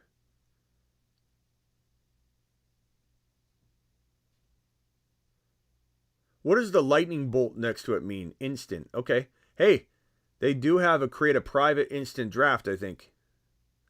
They usually don't have that category there. I'm going to look into that. Maybe we'll do that. Yeah, I can't do one right now. That'd be cool. Yeah, maybe we'll insert one of those at the end of a draft sometime. All right, Ron, I got to go. Appreciate you, man. Call in anytime, and I'll see you tomorrow unless news breaks tonight. All right, I'll call you about 2:30 tonight. In the evening? Okay. You said anytime. Well, I mean, Denny does. Yeah, right. All right, later, man. Ron. Take it easy. Later. Appreciate you all. I will see you all later. Thank you for all the super chats, the super chatters for tonight. And we got 100 thumbs up. Appreciate that. Let's keep hitting that thumb up on the way out the door. Brofist Brad, appreciate you dropping that most recent super chat. Denny dropping a $20 hauler. Sick Nasty, prayers up for Sick Nasty and his friend Rick. Hope Rick somehow, some way finds a way to get better. Marvin Mims, Rookie of the Year, $50 hauler from Anthony. Appreciate that $50 hauler. Anthony dropping a $5 hauler there. Smitty, word is gospel. Thank you. Appreciate the kind words. This man will win you all leagues. I don't know about that, but Anthony, I appreciate your nice, kind words. Done with the $10 hauler. Appreciate your super chat. Overcome with a couple of these, and Overcome asked me what pick I liked most. I definitely like that 1 pick or the 4, 5, or 6 pick where I can get Bijan and then have a higher second rounder. Rank these tight ends. I did that. Komet, appreciate that. Anthony Lunchbox, appreciate your super chat. Rax Poker, appreciate your early super chat at the beginning of the show. Jacob, thank you for your super chat. QB's the target. I did that one already. Runner Boy, appreciate you. Looking to get rid of Diggs in Dynasty. I think I answered that one. Going after like a London, giving up a first rounder. Jacob, appreciate your super chat. Diggs and Wilson should flip-flop ADPs. Bryson dropping his 2 super chats to start the show, and Overcome was second, dropping a super chat, and appreciate all of you. I will see you all tomorrow, unless news breaks today.